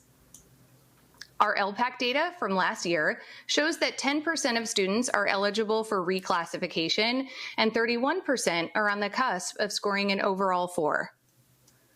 Last year, our attendance data trended in the right direction. ADA has been consistently improving over the last 3 years with support from our YCOE prevention specialist and weekly SART meetings. Our suspension data has increased. We expected this would happen as we worked to create systems and expectations for improving overall campus safety. We are going into this year with a stronger framework in PBIS. And here's a quick review of that data. For ELA and CASP, third and sixth grades demonstrated gains. Fourth and fifth grades showed the largest decline, while in STAR reading, second grade demonstrated significant growth. Fourth and sixth grades demonstrated some growth from beginning to end of year, and fifth remained static. For math in CASP, fourth grade saw a 4 percentage point increase year to year. Sixth increased by 7 percentage points within their cohort group. In STAR math, second grade made that significant growth, 30 points. Third grade fell 9. First and fifth remained static. And fourth and sixth showed growth of 10 or more percentage points. LCAP Goal 1 is to improve academic performance. To further this goal, we are adding a school-wide tiered intervention system in 2 grade level spans that we're calling Rise Time, a school-wide writing project and continued PLC work. LCAP Goal 2 is to create an environment that addresses physical, emotional, and safety needs. One of the ways we hope to further this is by adding to our Nest Wellness Center a community schools grant coordinator, as well as continued work within SART and PBIS systems. LCAP Goal 3 is to prepare every student for college and career. To achieve this, we have prioritized systems that support students and have added some incredible enrichments. Here you'll see that our Leadership Club was featured in the Loop for their Kindness Week. And here is a calendar for their College and Career Week. LCAP Goal 4 is to build a system of specific support. Our students will be supported in our new Rise Time tiered intervention system. Here you can see a form from our Eagle Shared Drive where we're organizing Rise Time for students. LCAP Goal 5 is to improve home-to-school partnerships. I spoke last year about how this is a particularly important aspect of our Olivehurst Elementary School shared identity. One of the ways that we are increasing engagement this year is with a dedicated PTA Facebook page alongside our schools and a commitment to increasing family and community volunteerism at school. The last LCAP goal is 6, which is to improve access and inclusion for special education students.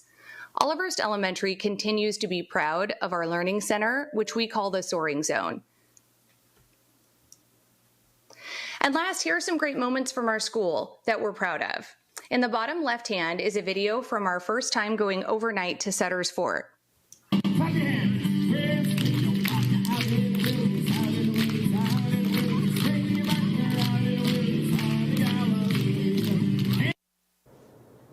And in the top right is a snippet of our monthly Eagle News from leadership. I keep on hearing music from the printer. I think the paper's jamming.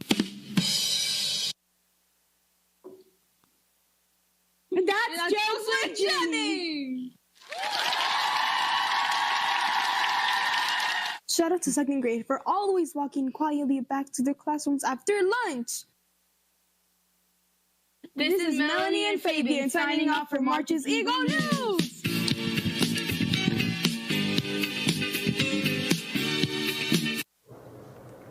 Also shown is a flyer from our third grade music program. Above that is a photo of an assembly we had with West Coast Falconry. In the top right-hand corner is a list of all of the enrichment opportunities for our students. As you can see, Olivehurst Elementary School is the best place to be. Here is our total budget for 24-25, including a breakdown of all of our allocations. Thank you for letting me speak on behalf of Olivehurst Elementary School, and thank you to the students, families, staff, and surrounding community who all work together to make our school so amazing.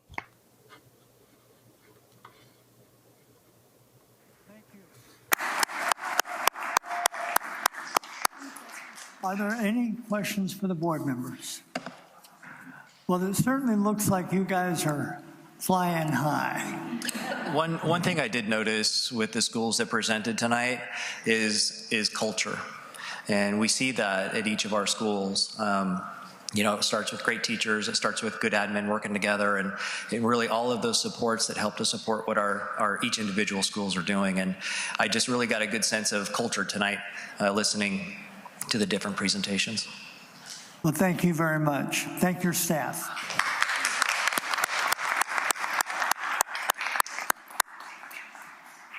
Now we have updates by departments. Brian, administration. Well, as we all know, tomorrow is the first day of school, so these last couple of weeks have been rather busy for the department as a whole. I've got staff out at Covalad right now setting up phones in classrooms to make sure they're ready to go for tomorrow in that beautiful new building. We've been running all over the district trying to get classrooms ready. We had a great meeting with administrators last Monday. We spent the entire morning, brought them in for 4 hours to kind of set the stage for what discipline's going to look like this year and how we are going to continue working on consistency and how we handle discipline in our schools. And Mr. Pless did a really great job of working with them and going through some scenarios, and it was a great start, and we are looking forward to the school year. Thank you. Do we have any update on the fencing for MCAA and Marysville High School? I will let Jennifer talk about that when we get to business. Thank you. Jennifer? Hi, thank you. An update on the fencing, we're still working on, we have the track project starting, which will interfere with the fencing, and we're looking still at some other things with administrative building. So it's still out there, it's just taking a little longer. Okay. Also for my update, I just want to give a big thank you. As Brian said, everybody's working really hard to get Covalot and Foothill open. So I want to give a big shout out and thank you to the teachers and staff at both sites, Doug Trower and his team at Buildings and Grounds, the technology department, purchasing a warehouse. Everybody has just come together to help get the schools open for tomorrow. So we're really excited about that. So thank you. Thank you. Any questions for Jennifer?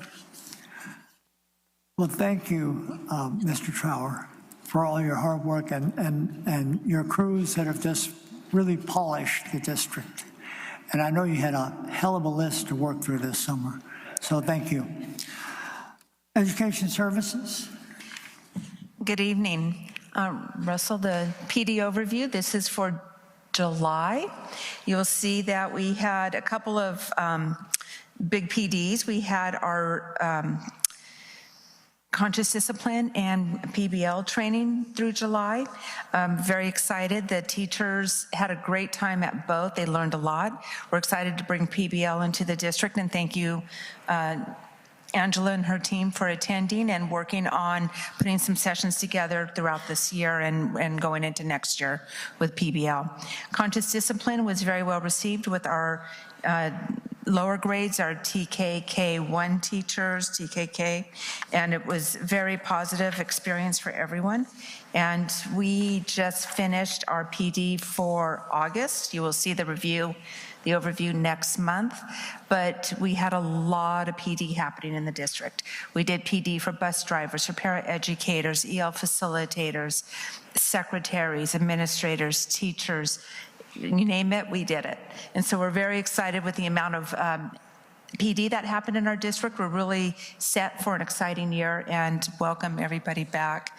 And I wish the best of luck tomorrow. Thank you, Amy. Are there any questions for Amy? Mr. Reeves? All right, excuse me. Thank Doug again for everything he's done. Our schools look amazing. To our teachers and all the staff, our secretaries.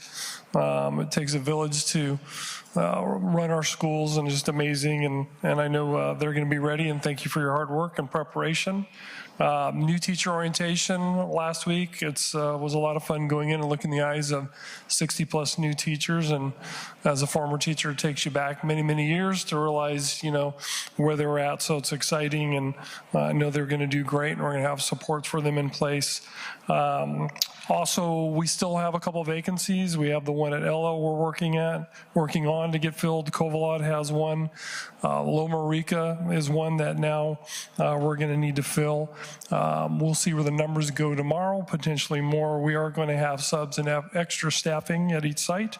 Preparation for that, we do have 2 long-term subs in place for the Ella and Covalot positions, and hopefully the kids come, and everything should be a go tomorrow. And I'm very excited for everybody. Thank you. Any questions for Mr. Reeves? Dr. Asrani.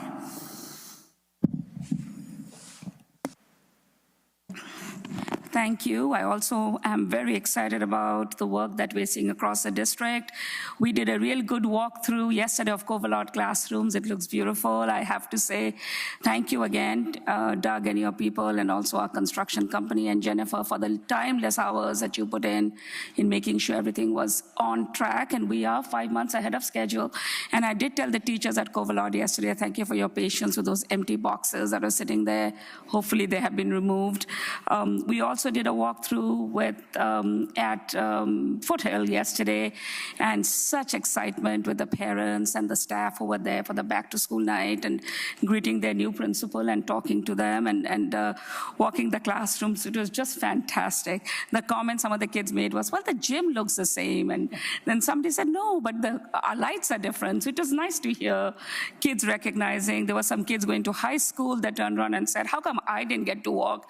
How come I didn't get this, Dr. Zwani? And I said, well, don't be jealous. Come back and, walk the hallways. So it was great. The kids were always wonderful and positive, which is what we want. We also did a walkthrough at Dobbins yesterday evening. So Amy, Laurie, and I did a kind of a trip up 3 schools, and we were going to stop at Browns Valley and just couldn't find the time to stop there. So we will be at BVE this week again when I start my school visits.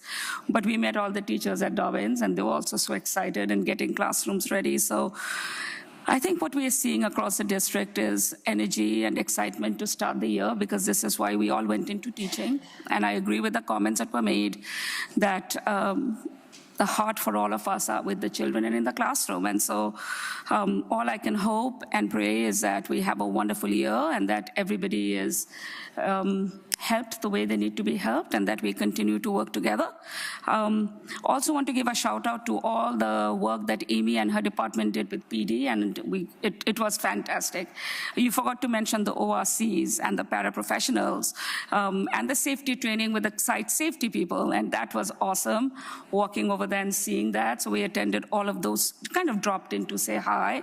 I also did meet, in response to Angela's comments, I did meet with many other groups. As I mentioned, we did the supervisors, we did CSEA preschools, we did CSEA paras, I did one group of transportation group, did MUTA, and all the notes from all the groups were sent out, because the commitment I made was that if there are 2 or 3 areas we can work on together for each of those groups, and that's a commitment we will do to narrow our focus. There was no intent to ignore Angela.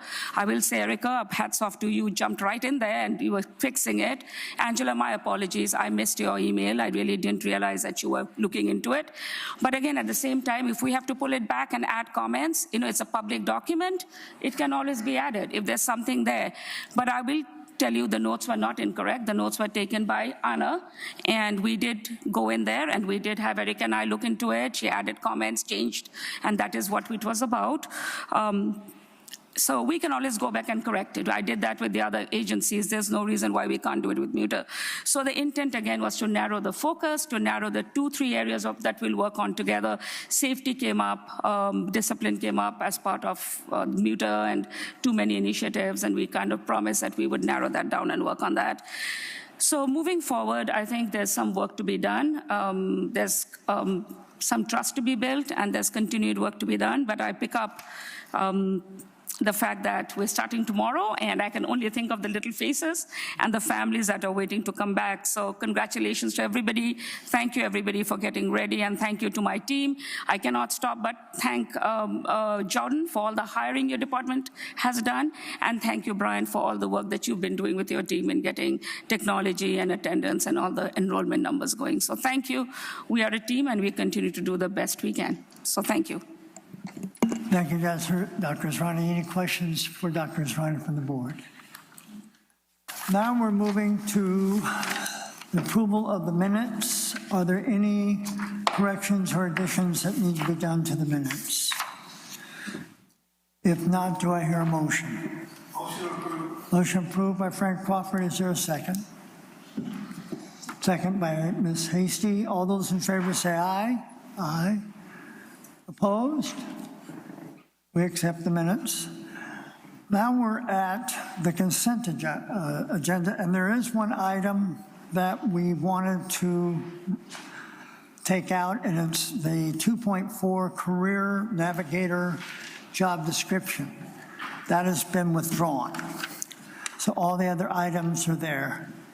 Are there any other items that the board would like removed from the consent agenda for further discussion? If not, do I hear a motion? Motion to approve. Motion approved by Frank Crawford. Is there a second? Second by Ms. Hasty. All those in favor say aye. Aye. Opposed? Motion carries. Now we're at new business. It starts with 17.1. Approve and adopt the board bylaw 9150 student board member. This is our second read. Are there any questions for Dr. Asrani for that? Sorry? I'm just following back around my point about making it equitable between the high schools. Dr. Val, did we get some conclusion on how we're going to make it equitable in terms of getting a fair vote to who's going to represent the students? Right. I just thought Jamie Lawson was here, and she just left. So she's been doing a tremendous job. We took the question to the SEAL team that had a meeting this summer. And then the consensus from the students was that each school will have 4 votes, including the middle school. So that will be a complete fair Thank you for that. And what they mentioned was they were the elected members from the schools, so they feel like they're going to act as an electoral college. So they wanted the videos to be sent out to all the students. We collected the videos, came in this afternoon. We have 6 videos that we're going to share out. And the students will be able to talk to their site representatives, give their ideas and give the input. And then the site representatives will get on Zoom. They also want to interview the candidates. So that's wonderful. So candidates will come in and the panel of students will interview them or ask clarifying questions, and then they'll go to vote. And the vote, once the vote is done, it'll be brought to the board, and then the student board member will show up at the September board meeting. Did that answer the question? Okay. Thank you. Are there any other questions for Dr. Esrani? If not, do I hear a motion? Motion approved. Motion approved by Gary Criddle, second by Dr. Yang. All those in favor say aye. Aye. Aye. Opposed? Motion carries. Now we're at 19.1, update on the Priority 1 Local Indicator Teaching Assignment Monitoring Outcomes Report on the 23-24 California dashboard. Amy? Good evening. So back in June, we were, Ed Code required that we talk about our priorities. That was our local indicators. And at that time, I told you we were using the teacher data from, I think it was the 2021 school year, because that was what was available at the time. Since then, back in July, just last month, CDE finally released the correct data that we need to use for Priority 1. So we are required to do an update to Priority 1 teacher data, and has to be presented in a board meeting. So this is the new data that will be presented on the dashboard. Just a quick review. The definitions of a clear credential is a teacher that is fully authorized. Out of field are teachers that hold a limited assignment permit, short-term waiver, an emergency EL credential, or local assignment option. Interns hold an intern credential. Ineffective are teachers that have a PIP or STIP, variable waiver, or a substitute permit. Incomplete are, we have missing or incorrect information assignment that was reported to the state. Unknown means we have insufficient information that was reported through CalPads. So for MJUSD, what will appear on the California dashboard is we had 429.9 teachers during the 22-23 school year.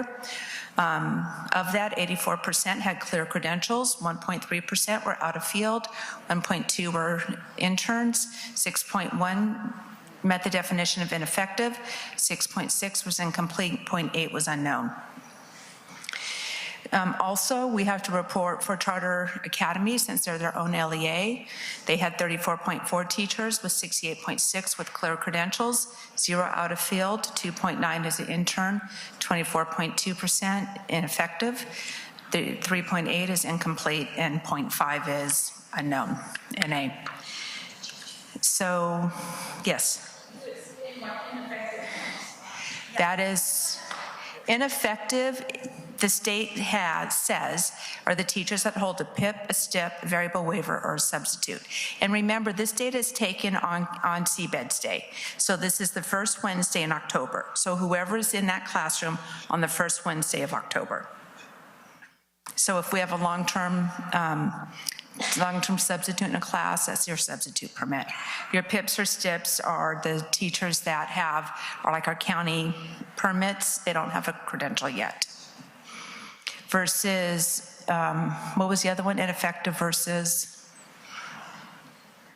or out of field, or the ones that just are not credentialed correctly for what they're teaching. When I saw the numbers, I was a little bit surprised, and I'm just asking for clarification on something adjacent to this. Is these definitions and terms also going to be applying to the school accountability report as well? Because we don't have this many ineffective, or we don't have these many out of field credentials.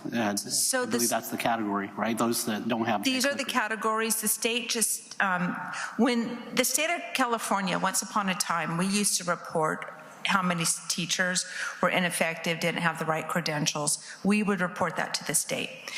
Right around the time, around 2020, 2021, the state of California started working on pulling that data out of CalPADS. And so we had to change all the course codes. There was a lot of work that happened.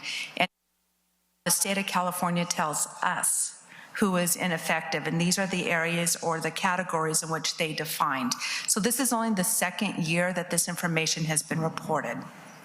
And so because from what you're saying, it's a snapshot in October, it's a point in time piece of data, how far, do we know how far off this is versus what we've been doing historically? Because when I see that MCAA has only 68% teachers that have clear teaching credentials, it's like shocking, that number is. So I'm going to go back to the ineffective right there. They hold a PIP, a SIP, a variable waiver, or substitute permit, and they're out of field.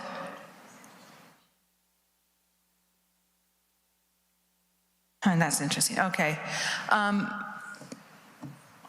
I think that would be more of a question for Jordan and personnel in terms of. I'm not a credential person. Well, the reason why I say that is that sometimes MJESD gets judged poorly in terms of, let's say, student retention, right?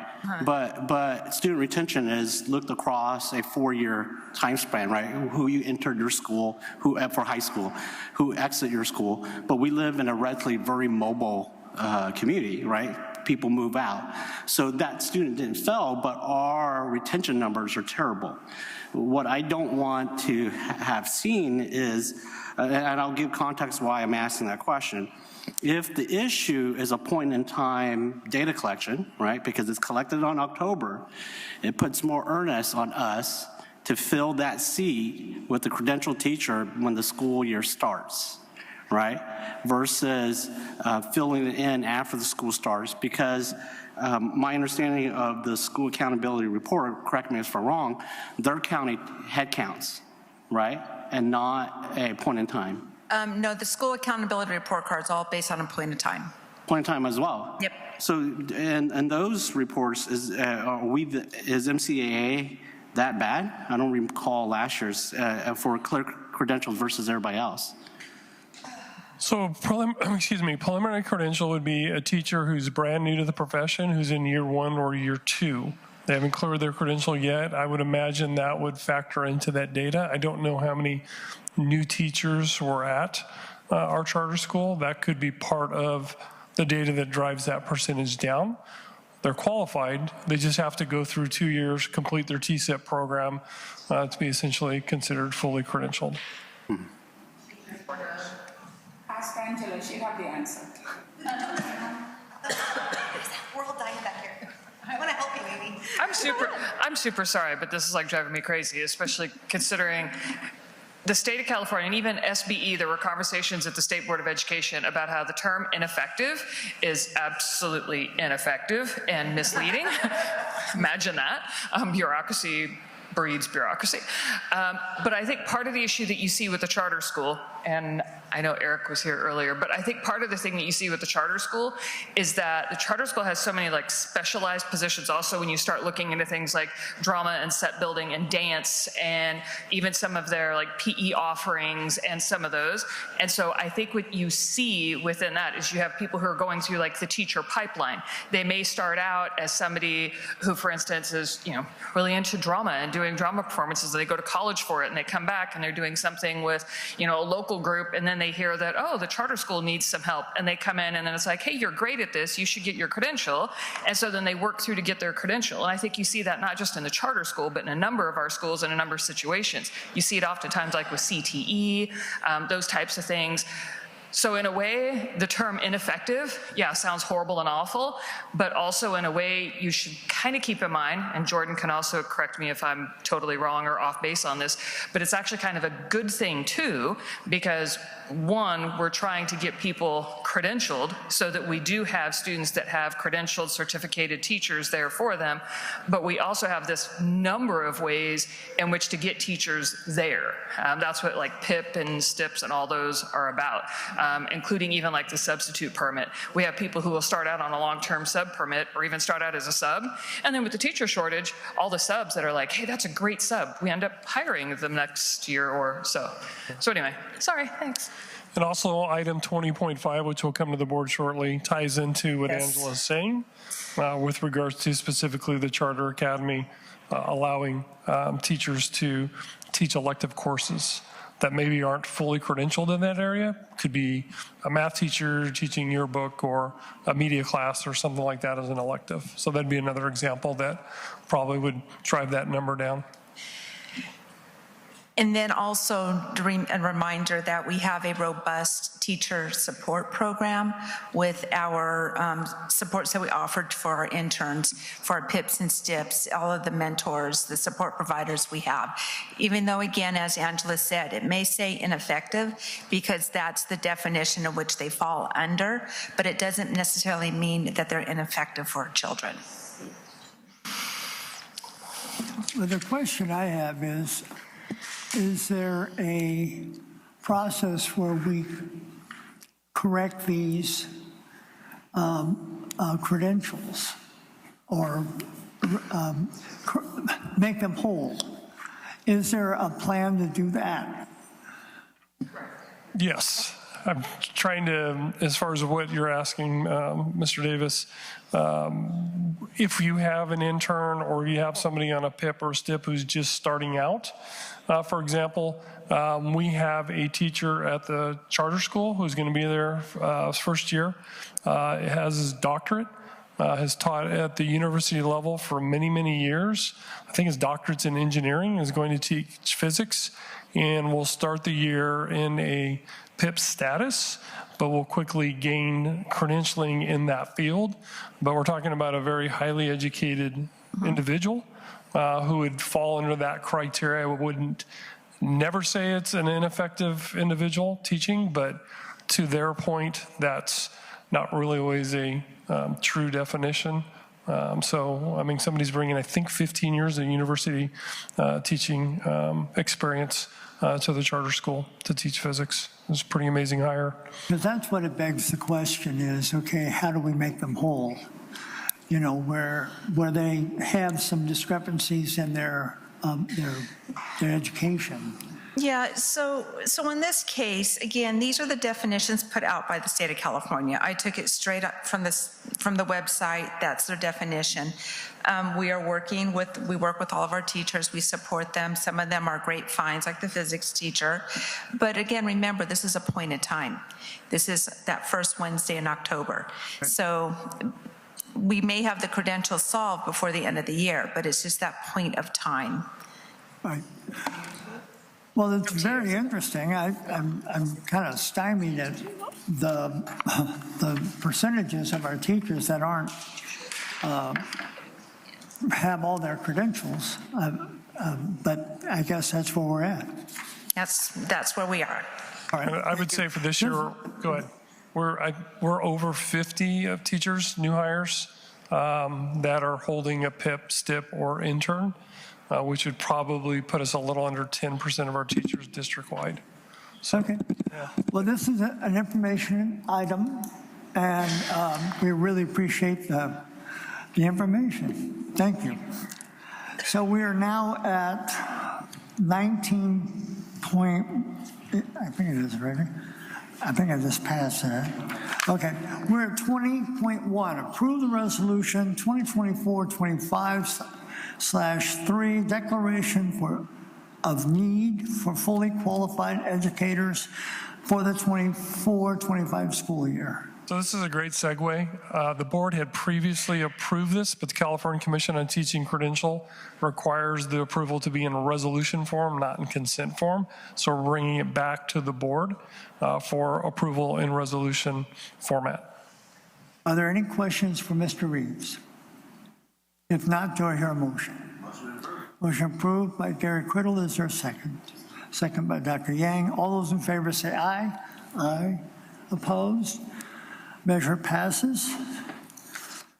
We're at 20.2. Approve the memorandum of understanding between MJUSD and Davis Joint Unified School District California Agricultural School Induction Program for the 24-25 school year. So for all other new teachers, we'll go through the TSIP program, which we work with our county. The ag credential is a specialized credential, and through Davis Joint Unified, they provide essentially what is the TSIP program or mentoring program, or BITSA was another term many years ago that was used. This is specific to ag teachers only that are in probationary or brand new, I should say, preliminary credential status. Are there any questions for Mr. Reeves? If not, do I hear a motion? Question. About how many teachers do you think would be entering this program? As far as in our district? Yeah. I think we only have one. Just one? Okay. Yeah, one that would be preliminary status or probationary status, is my understanding. I can confirm that with you, but I think it's just one right now. Yeah. Any other questions for Mr. Reeves? If not, do I hear a motion? Motion approved by Gary Criddle. Is there a second?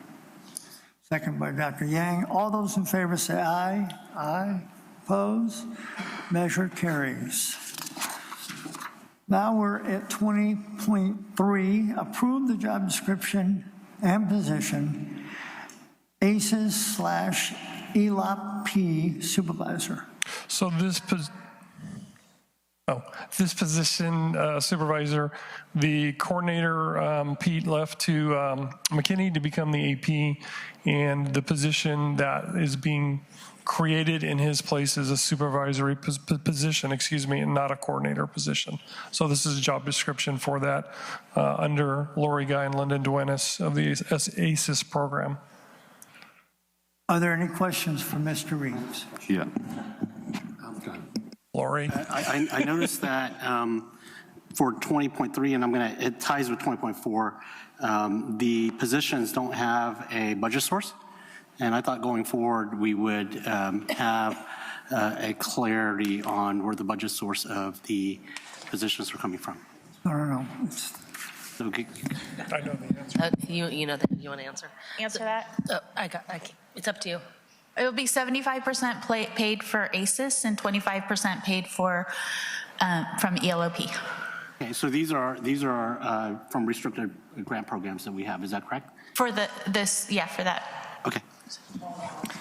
I have a question regarding, it says here there were previously 2 administrative positions. We're moving one to supervisor positions. How many would they be supervising?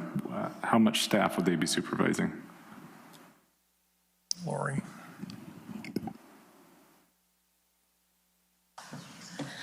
So with the ACES and ELOP, we had over 300 teachers for the ELOP program last year. But those are like the teachers doing extra duty. For the STARS staff, we have 52. And then there's 32 morning staff. And that's the staff that's out at school sites. Okay, so they would be supervising. No, not supervising, but that's why I said they're doing the extra duty. But they still supervise the programs. This is across how many sites? 17. One supervisor over 17 sites? Well, there's a supervisor, and then there's still the ELOP coordinator. Before, we had 2 coordinators. We had an ACES coordinator and an ELOP coordinator. So we're moving it to be the ELOP coordinator and a supervisor. Okay. Any other questions?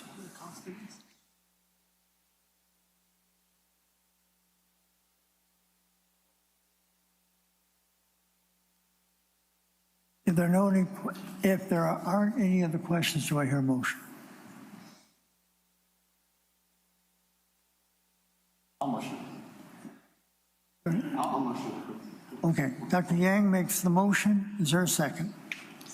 Second by Allison Hasty. All those in favor say aye. Aye. Opposed? The motion is tabled. Now we're at 20.5. Approve the resolution 2024.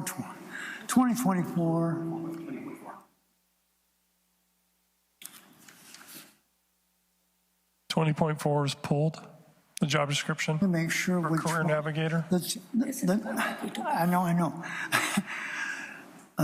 It's the 20.5. Approve the resolution 2024-25/5 regarding authorization to teach elective courses. And this ties into what Amy was explaining earlier as far as specifically at Marysville Charter Academy for the Arts, teachers that are credentialed in one subject area, teaching an elective in another area. Could be like media, yearbook, something that extent that doesn't have the credential essentially to do so. Are there any questions for Mr. Reeves? If not, do I hear a motion? Motion by Dr. Yang. Is there a second?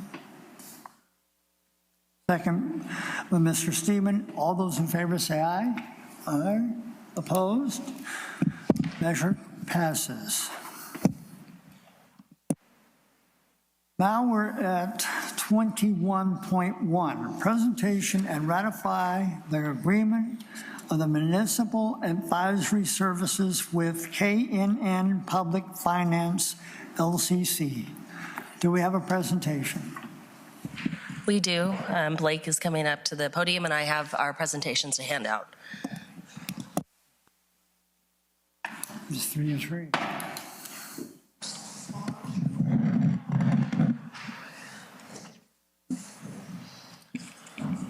Thank you, sir. Will you introduce yourself? Yeah, good evening. Thanks for having me, Blake Beam with KNN Public Finance. We are a bond advisory firm that helps school districts across the state not only pursue new bond authorizations, but fiscally manage the existing bond authorizations that they have in place.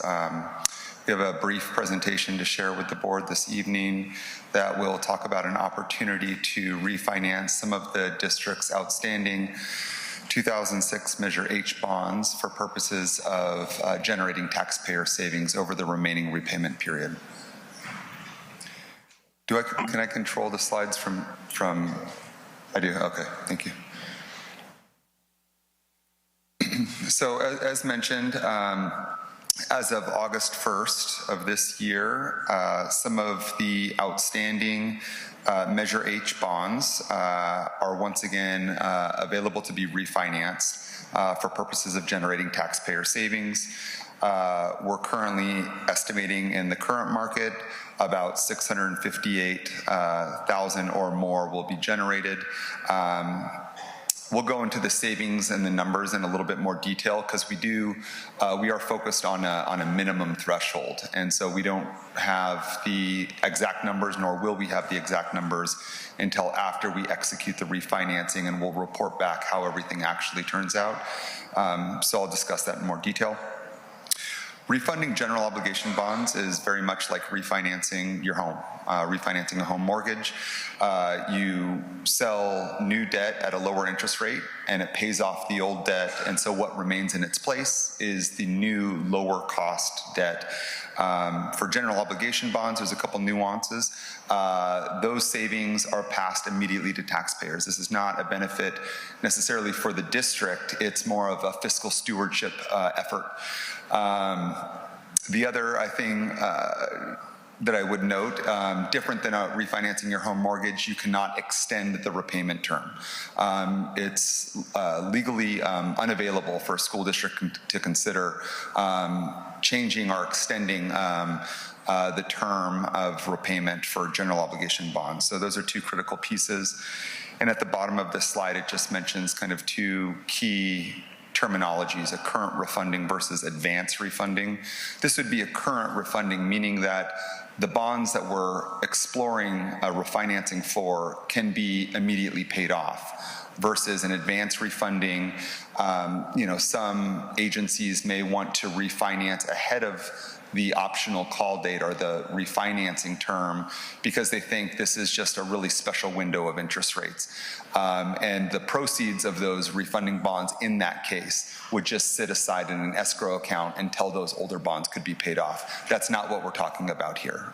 So I just want to make sure that that's clarified. So as we're looking at refinancing, obviously an extremely market-sensitive endeavor. But there is a positive market backdrop within the municipal bond sector. A couple key things to note. Through the summer months, those are months of bond redemption. So existing bondholders are typically paid June 1, July 1, or August 1. A lot of bondholders don't have the intention of receiving their money back and then going out and buying a car or something like that. A lot of it is long-term investment strategy, meaning that they'll reinvest that cash within the municipal bond market.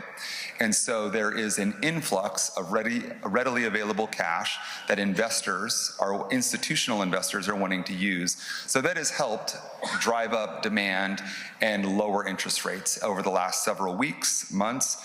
Additionally, the Fed is anticipating a couple of rate cuts, which are projected for 2024. And so just with the flurry around what market participants are anticipating with those rate cuts, we're anticipating that will further help drive down interest rates from where they're at today. There is some uncertainty around the November election and the outcome of that election, and that plays a part into, really the unknown and what that will do to the market. I think that really the idea of bringing the resolution that is on the agenda this evening is to allow the board to consider positioning the district for refunding if the market should improve to a point that there is sufficient taxpayer savings that would make this worthwhile. And again, I'll continue to talk about that through the course of the next few slides. And then lastly on this slide, minimum thresholds. Per the GFOA standards, which is the Government Finance Officer Association, widely used by all public agencies in the state of California, the minimum savings threshold is 3% as a present value term, so in today's dollars, meaning that the total amount of savings should be 3% or more of the amount of bonds refinanced. It's an industry threshold. Every agency looks at it a little bit different. But for purposes of this endeavor, I would recommend and encourage the district to set that as a minimum. And actually, that minimum of 3% is what has been included within the resolution, meaning that if the taxpayer savings don't exceed 3%, then the resolution would not authorize the refinancing. So that's what's up in front for the board to consider tonight. It includes that GFOA minimum already included in there.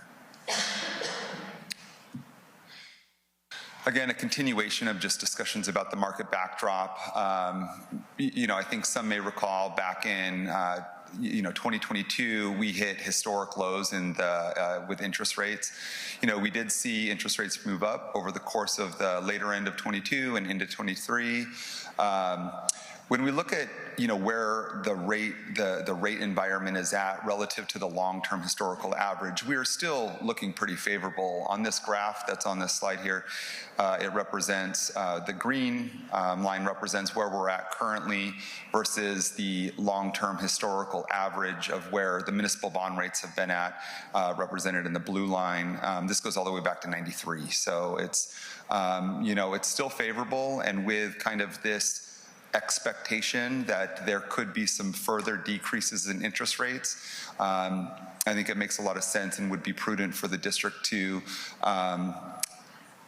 consider this refinancing, monitor the market closely with the assistance of KNN and other bond financing team members, and really be well positioned to execute this if rates continue to move in the right direction.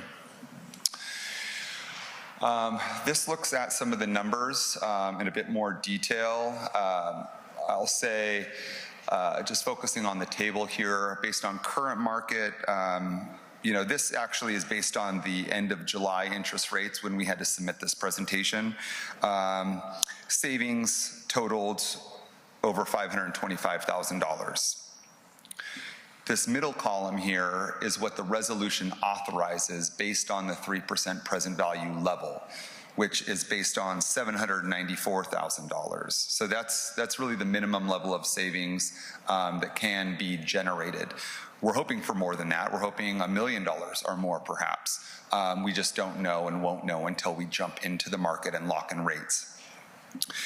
Just for some perspective, as of yesterday, improving from when we submitted this presentation at the end of July to now, current savings are at $729,000. So we're really inching very close up to that 3% mark. So we are moving in the right direction. And the furthest column to the right, just for some perspective, at the time we submitted it to, based on those current market rates, if interest rates were to drop by just 0.4%, savings would be, well over $1 million. So you can see how market movements, interest rates have, a tremendous amount of sensitivity into this. And really what we're just asking for tonight is the board to consider positioning the team to execute a refunding to lock in the maximum amount of savings that we can for the district's taxpayers. Here's the timeline that we have been considering leading up to tonight's board agenda.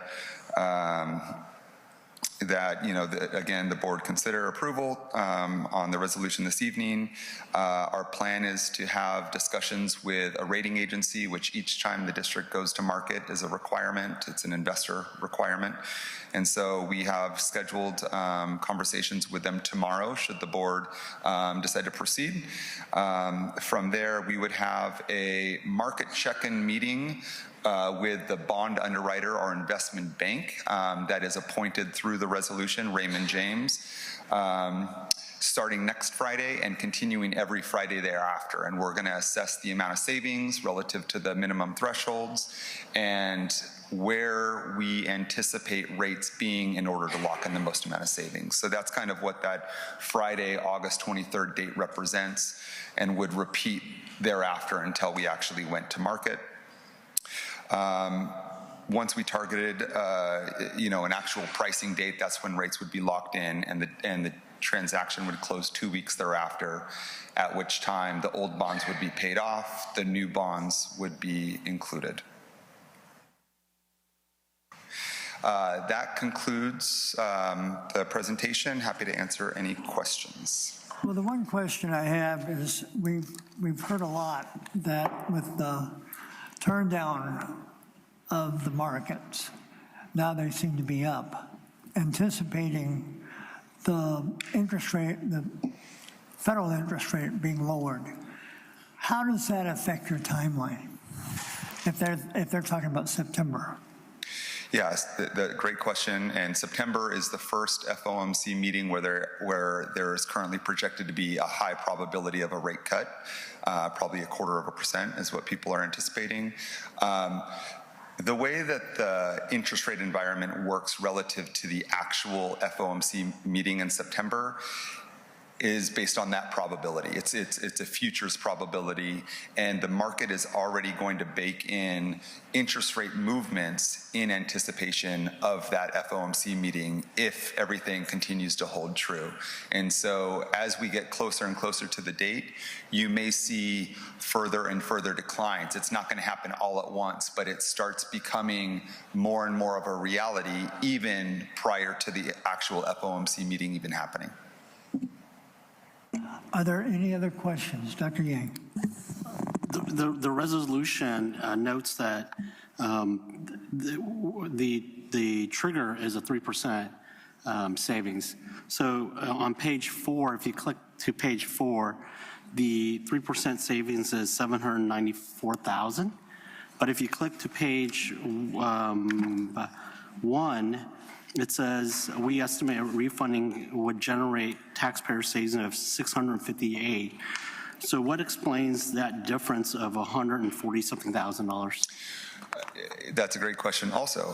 One is referencing the actual dollars saved versus present value dollars saved. So the lower figure of those two is representative of a discounted amount, which is called a present value calculation, which refers to the savings as if it was today, whereas the larger of those two numbers is the actual dollar amount saved, but it's realized over the remaining term of repayment, which goes out to 2033. Got it. Okay. Are there any other questions for the speaker?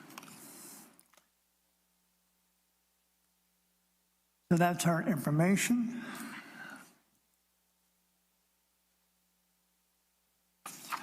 Jennifer?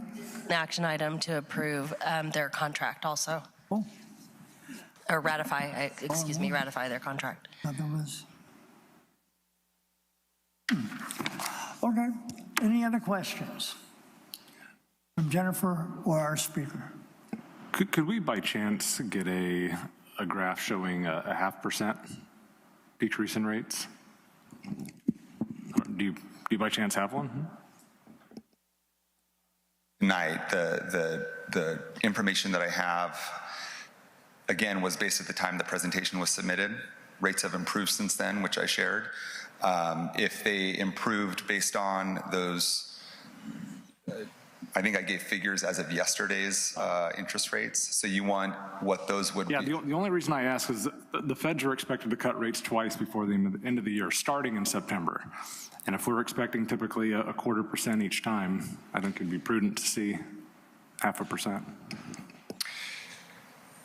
Yeah, we can absolutely provide that. I mean, that's easy enough to do. It's going to be based on current market rates, and if they decline by another 0.5%. I think the one thing that I'll just maybe remind is that for the September, there's already starting to be a inclusion of that rate cut into the market. So you might not just see for point a 0.25% decline, if that makes sense.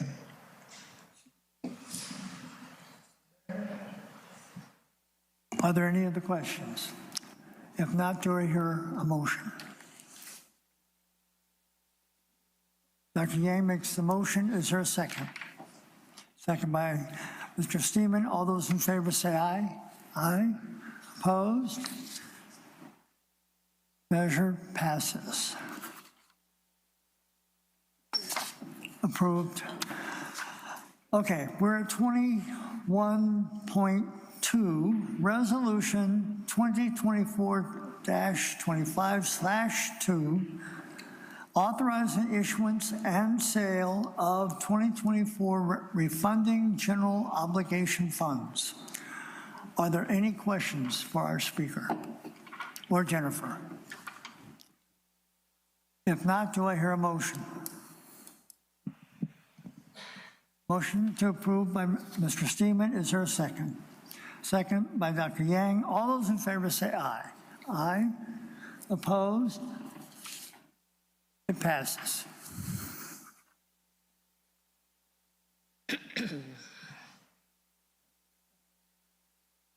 I'm told that Mr. Crawford wasn't feeling well, and that's why he left. So we're at 21.3. Ratify the change order change order number 1 with auto construction for the Foothill Intermediate School Modernization Project for the 2024-25 school year. Jennifer? Sure, thank you. This is a change order that we had that still keeps us within budget of the total project. Things came up with, we added some extras with the stage, some unforeseens with the pump house, and some DSA changes. And so the total amount was $542,419.53. And is this within the project budget? Yes, it is. Are there any questions for Jennifer? If not, do I hear a motion? Motion by Mr. Steeman. All those, do I hear a second?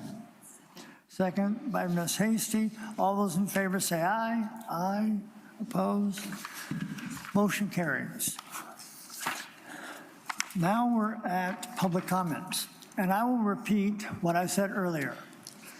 You have 3 minutes. We have a bunch of cards here. If the speaker does not leave the podium at the end of their 3 minutes, we will adjourn the meeting. So we start with Alicia Tyndall. What's close?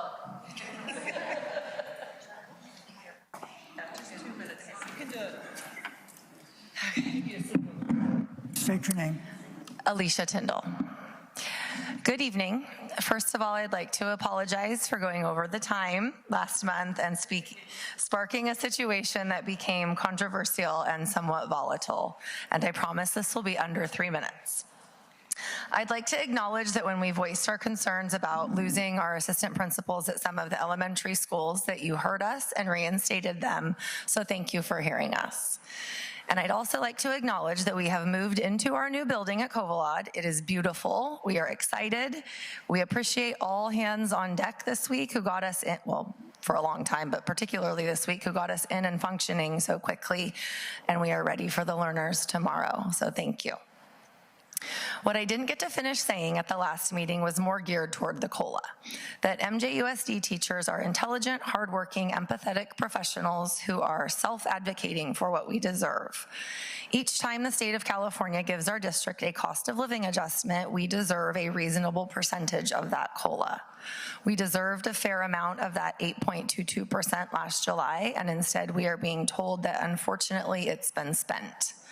We have worked with an outdated contract for an entire school year. We've seen teachers in surrounding districts, friends of ours, receive double-digit COLAs when combining the 2022-23 and 23-24 school year, while we received 7% for 22-23 and nothing for 23-24 yet.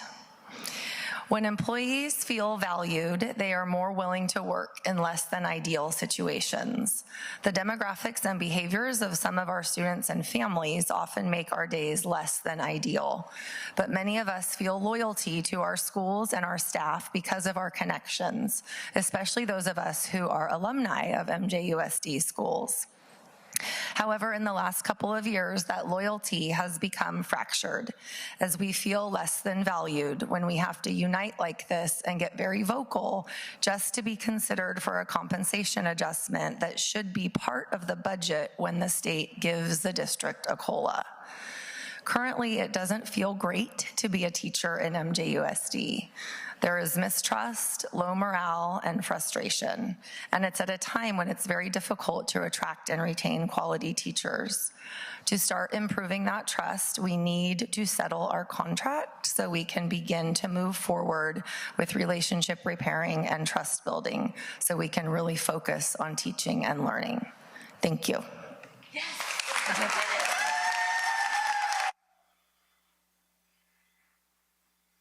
Thank you. Now we have Nicolo Carrasco. Sorry. Good. Hello, my name is Nicola Orozco. I'm a teacher at Marysville High and also a trustee of Yuba City's governing board. In this role, I've actually had dinner and networked with many of you at CSBA's annual education conferences. You may not remember me, and that's okay, as I prefer to be a listener, but sadly, I feel compelled to stand out a little today, as I had to seriously contemplate all summer resigning from Yuba City Unified's board to teach in Yuba City next school year rather than spend another school year in this district. I have come here today to express my deep concern about the current leadership and direction of our district. MJUSD is in deep trouble. Collaboration is being hindered by fear. We have a leader who is narcissistic and unable to take responsibility for her own actions unless she believes it reflects positively on herself. I see many board members are very impressed with her leadership. You see a superintendent who you believe is promoting your own district, but in reality, you are falsely conflating her promoting herself with her promoting your district. As a community leader who has been invited to many of the same events as your superintendent, I see a superintendent who is all too willing to show up, interrupt an event's program to take a picture or make a brief speech, and then leave. That is, if they even show up, because I have lost count of how many appearances I participated in where the superintendent has been a no-show with little to no notice. It's no wonder your students feel the need to invite Yuba City's educational leaders to their own events, when Marysville's only seem to come for the ego boosts and photographs to feel good about themselves, Mr. Davis. Decisions that directly impact teachers, students, and parents are often made without sufficient input or support in this district. Schools are designated STEAM schools, yet nobody can tell you what that means or what support we've been offered to implement that. And if a STEAM school isn't enough, you're an AVID school now too, okay? Which again, also no guidance or support to implement. This top-down approach not only breeds mistrust, but also stifles the collaborative environment necessary for effective educational progress. Administrators are repeatedly tasked with grand initiatives like these with no clarity or resources to implement them. They're exhausted, and frankly, there's a waiting list of them waiting to enter Yuba City, so thank you for that. There's a persistent problem with resource allocation. Despite repeated reassurances, many schools are still struggling with outdated materials, inadequate staff, broken or no furniture. In classrooms around the district, there's not enough curriculum to serve all of our students. I have not had a complete set of curriculum any year I've been in this district. The district office routinely denies requests for curriculum and instructs school sites to purchase it with their own funds, which creates a conflict of interest when they're expected to spend money that would otherwise be spent elsewhere. This is unacceptable. Our district is at a critical juncture. I've got 8 seconds and don't want to be like Alicia last time, so thank you for your time and consideration.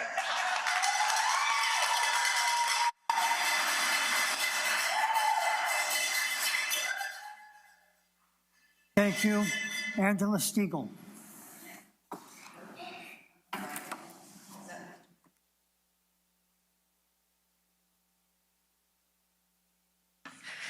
Angela Stiegel, President for Marysville Unified Teachers Association. And I mentioned earlier that I knew there would be a spin, and so that's why I put in a comment card. And so I mentioned the notes from the MUTA meeting. And first off, I thought it was interesting that the spin basically tried to, place blame on Anna, which the notes that Eric and I received were not from Anna. They were from Fall. And Dr. Asrani had actually, from the looks of it, copy and pasted from whatever Anna had given her, because we got a doc that didn't have Anna on it anywhere. But also, which is kind of a common thing, like Nicola and a few others have kind of said, there's nothing like passing the buck, and there's nothing like, I'll put a feather in my cap and I'll take one out of yours as well, if it serves her well. But I have the notes right here. And I believe Dr. Asrani said that the notes were accurate. I can guarantee you the notes aren't accurate. I was there. It's about 3.5 hours of my life I'll never get back. And so, yeah. Exactly. Yeah. Erica even put in some of the suggestions, and they were all rejected. Well, all but I think 2 were rejected by Dr. Asrani.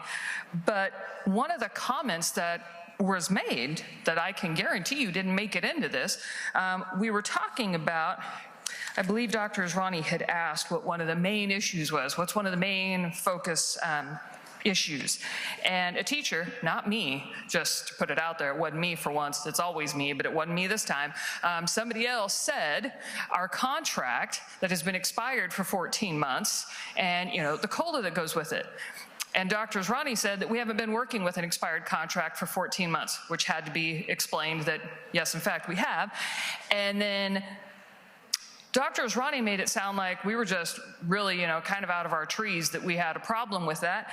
And the teacher there asked Dr. Asrani point blank, well, would you work here, anywhere, if you didn't have a contract for 14 months? And Dr. Asrani said, no, she wouldn't do it. She wouldn't be here. She said if she didn't have a contract for 14 months, she wouldn't be here. That's the leadership we've got. And guess what? It's not in these notes. And so I know for a fact these notes are inaccurate, and I have notes. My whole bargaining team has notes. These aren't it. And so along with that, kind of going along the whole idea of miscommunication and how, we sit here and beg and plead, I listened to the middle college presentation tonight. We filed an unfair labor practice charge on it. We've been in bargaining over it again, which I keep telling you is like trying to nail warm jello to a tree. I will tell you that the numbers that were provided tonight, you're either lying to us here or you're lying to us at the table. One or the other. Both can't be true.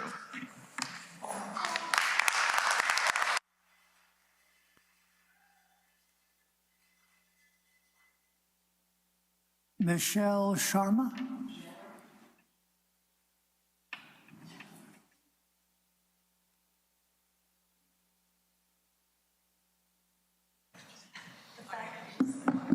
Good evening. My name is Michelle Tyndall Sharma, and I teach third grade at Covalab. We are very excited to be in our new building, and we wanted to thank you all for making that happen. After watching the board study session last week, there were several issues that I wanted to speak to. There was some discussion and questions about the healthcare cap and how much money the district pays versus the employees. To put things in perspective, I started with this district 23 years ago in 2001. I chose to go with the best plan, Plan 1, and my employee portion then was $67 each month out of my paycheck.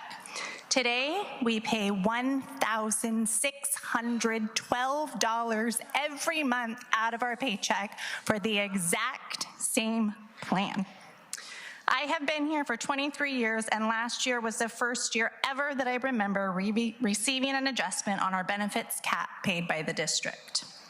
Several of you asked questions about the salary adjustments that Yuba City received, and you all heard the numbers.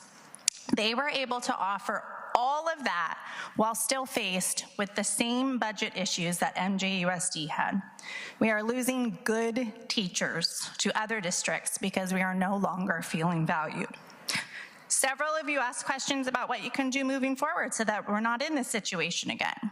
Well, you can push for the salary portion of the COLA to be automatically passed on just like it is intended and just like all other state employees receive it. MUTA has been trying to get this in our contract language for many years, and the district keeps dismissing it. You can push for that to happen. The salary portion of the COLA is not something that should be negotiated. It is a cost of living adjustment. The state gave this money to the district because the cost of living has grown exponentially.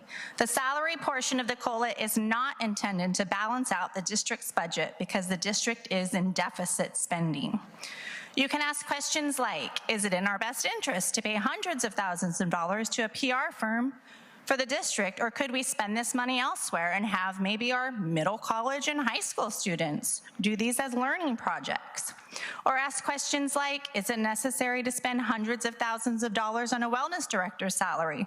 Or could we simplify that job and spend that salary on the true wellness directors at our school sites?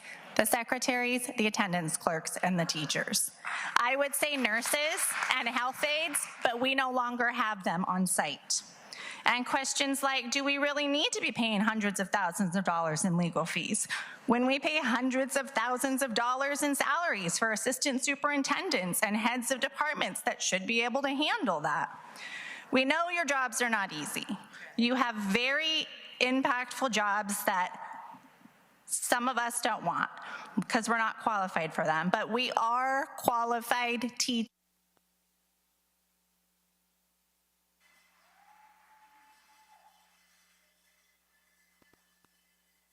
Thank you.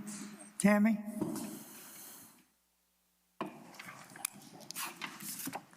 So first of all, I'd just like to thank everybody, all the teachers that are still in the room. All of us in red out here have less than 12 hours before we see our students for the first time for this new school year. So thank you for being here still tonight as we draw it to a close, and anybody else who's watching, and all the other teachers that could not make it into this boardroom because they were doing their back to school nights and meet and greets tonight. So I know they're all on board with us and wishing us well. So to continue my comments from earlier and echoing the other teachers that commented, I spoke about several area districts that provide better compensation with lower health care obligations. This is because over the past 2 years, many surrounding districts who received the same COLAs as MJUSD did opted to invest in their people. They understood that although programs and facilities are important to education, they're not as vital as those who provide that education. At the board study session back on August 6th, I presented the board with verifiable data, as I've done earlier in the year, showing that of 15 surrounding districts, we are the only district that has not offered or agreed to a combined double-digit ongoing increase for the 22-23 and 23-24 school years.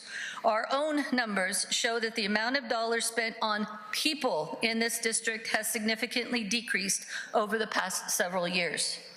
Your teachers have been working under a contract that has now, on August 13th, ironically enough, been expired for 13 months and 13 days. Please encourage your district team to return to the table with a fair offer that affords your people working in this district the opportunity to keep up with increasing living and healthcare costs so they are not left to consider leaving for greener pastures. Thank you.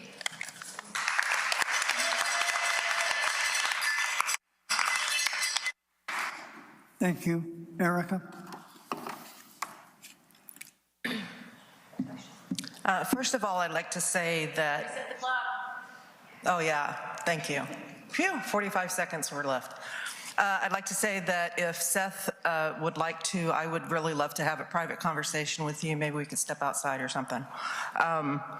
And then what I put as my subject for tonight was priorities, and I think that you've heard a lot of stuff about priorities, but one in particular that's very close to home for me is that 2 years ago, I began working with Jay and Gabe, who are no longer here, partly because of this kind of thing I'm about to tell you.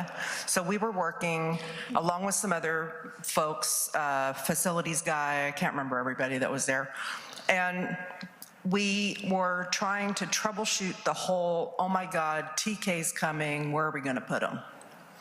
And the number of TKs keeps going up because the eligibility date keeps changing, and next year it will be all 4-year-olds. If you're 4, you're in TK. Right now, if you're 5, you're in K.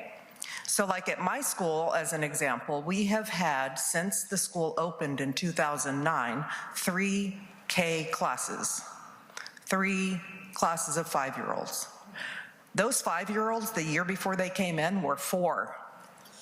We have never had less than 3. So right now at my school, we had to move a kindergarten class over to the portables where the big kids are, where there's no bathroom, in order to make room for a TK in what was a kindergarten class. That's how we're making it this year. We're supposed to be getting a couple more buildings built, but this is something all over the district. And when we were working together, all of a sudden it was stopped. And Jay was told by his boss it was not the priority. When Measure S came up, there was all the stuff about, you know, the tracks and all the wonderful things being built and beautiful. And those, to me, great, they're wonderful things, but we keep spending on luxury items when we can't say no to TKers coming in, and we're going to have so many, and we're not doing anything about it. The work on it stopped. That's it. Thank you.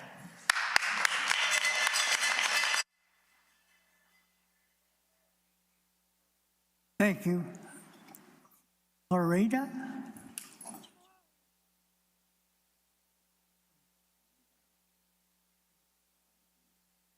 Florentina, I'm sorry, ma'am.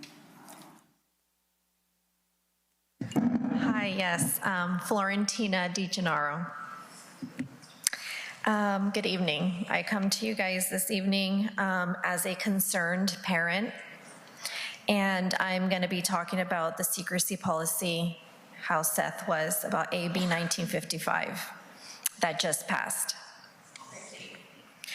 This policy would keep secrets from parents if their child is suffering from gender dysphoria or gender confusion. Keeping parents in the dark in such a sensitive time in a child's life has been proven to have devastating effects. No parent would ever want their child to go through this alone.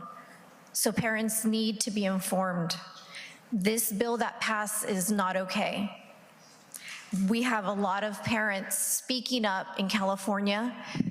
For all the people that, or staff members or in the audience that don't agree, that think we're exaggerating this, we're not.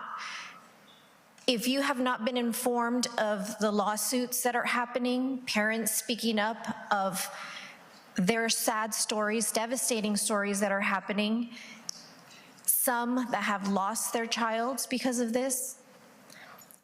In my personal volunteer outreach, I am working with the Latino community here in the Sutter, Yuba County.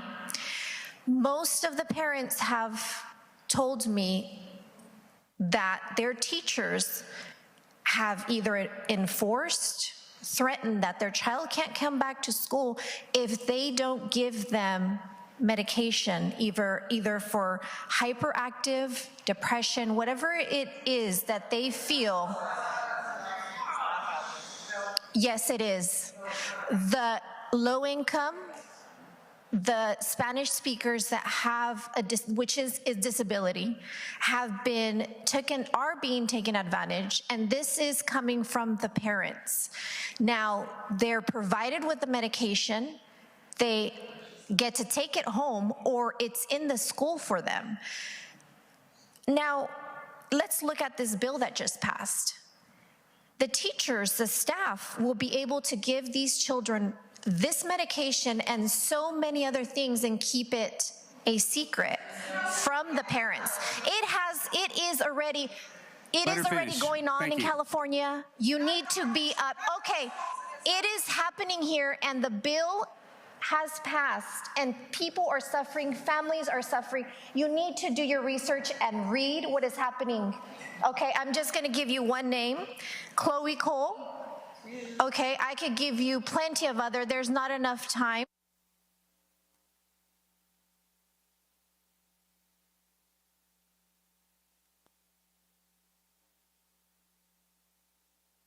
I'm sorry, your time's up. Thank you. Thank you.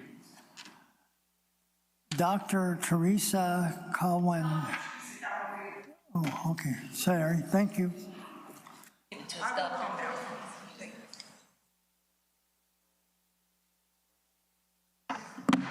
I'm going to be calm. First of all, being on the board is being a representative of our community, hearing all the sides and figuring out what works best for all of our students. And by not having teachers they trust and love out them, it's for their well-being, not yours. So it is not about you, but the students who are in crisis about being their authentic self. Inclusion has always been a priority in our schools and in our classrooms. And if we're not able to take that step and continue doing what we're doing, we are no use to them. You are not in the field with us. You do not see what we see. You do not hear what we hear. I have had students who have been in a gender crisis, who have told me, Dr. Teresa, I want to commit suicide. I can't talk to my parents about it. I'm the only one they say they can talk to.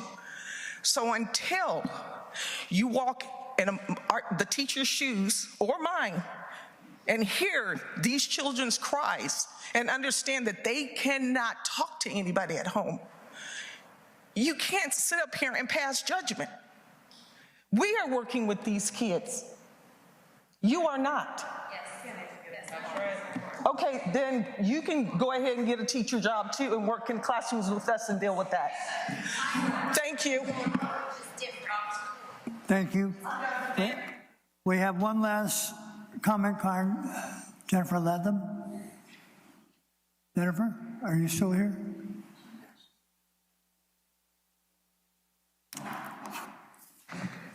Hi, it's me again. I just wanted to point out that if the board and superintendent really wanted to hear the teachers and the community, they really should respect their time and move the public comments back to the beginning of the meeting. Making concerned teachers or community members sit through an entire board meeting is just another way this board and superintendent show the community that their thoughts and opinions don't matter. So now at 8:30, I'm now taking my daughter to the last minute school shopping that she's been sitting in the car waiting for me to get done with this because I feel being here is so important to let you guys know that what's going on is not okay. I love this district. I want what's best for it, and what's going on is not okay. Thank you. Meeting adjourned.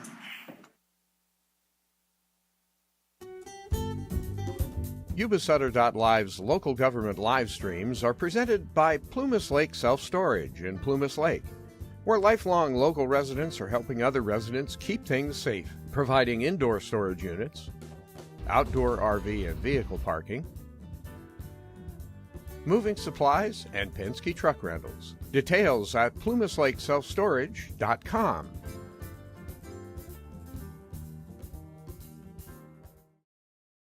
Hi, I'm Neil Goforth of Comfort Keepers of Yuba, Sutter, and Nevada counties.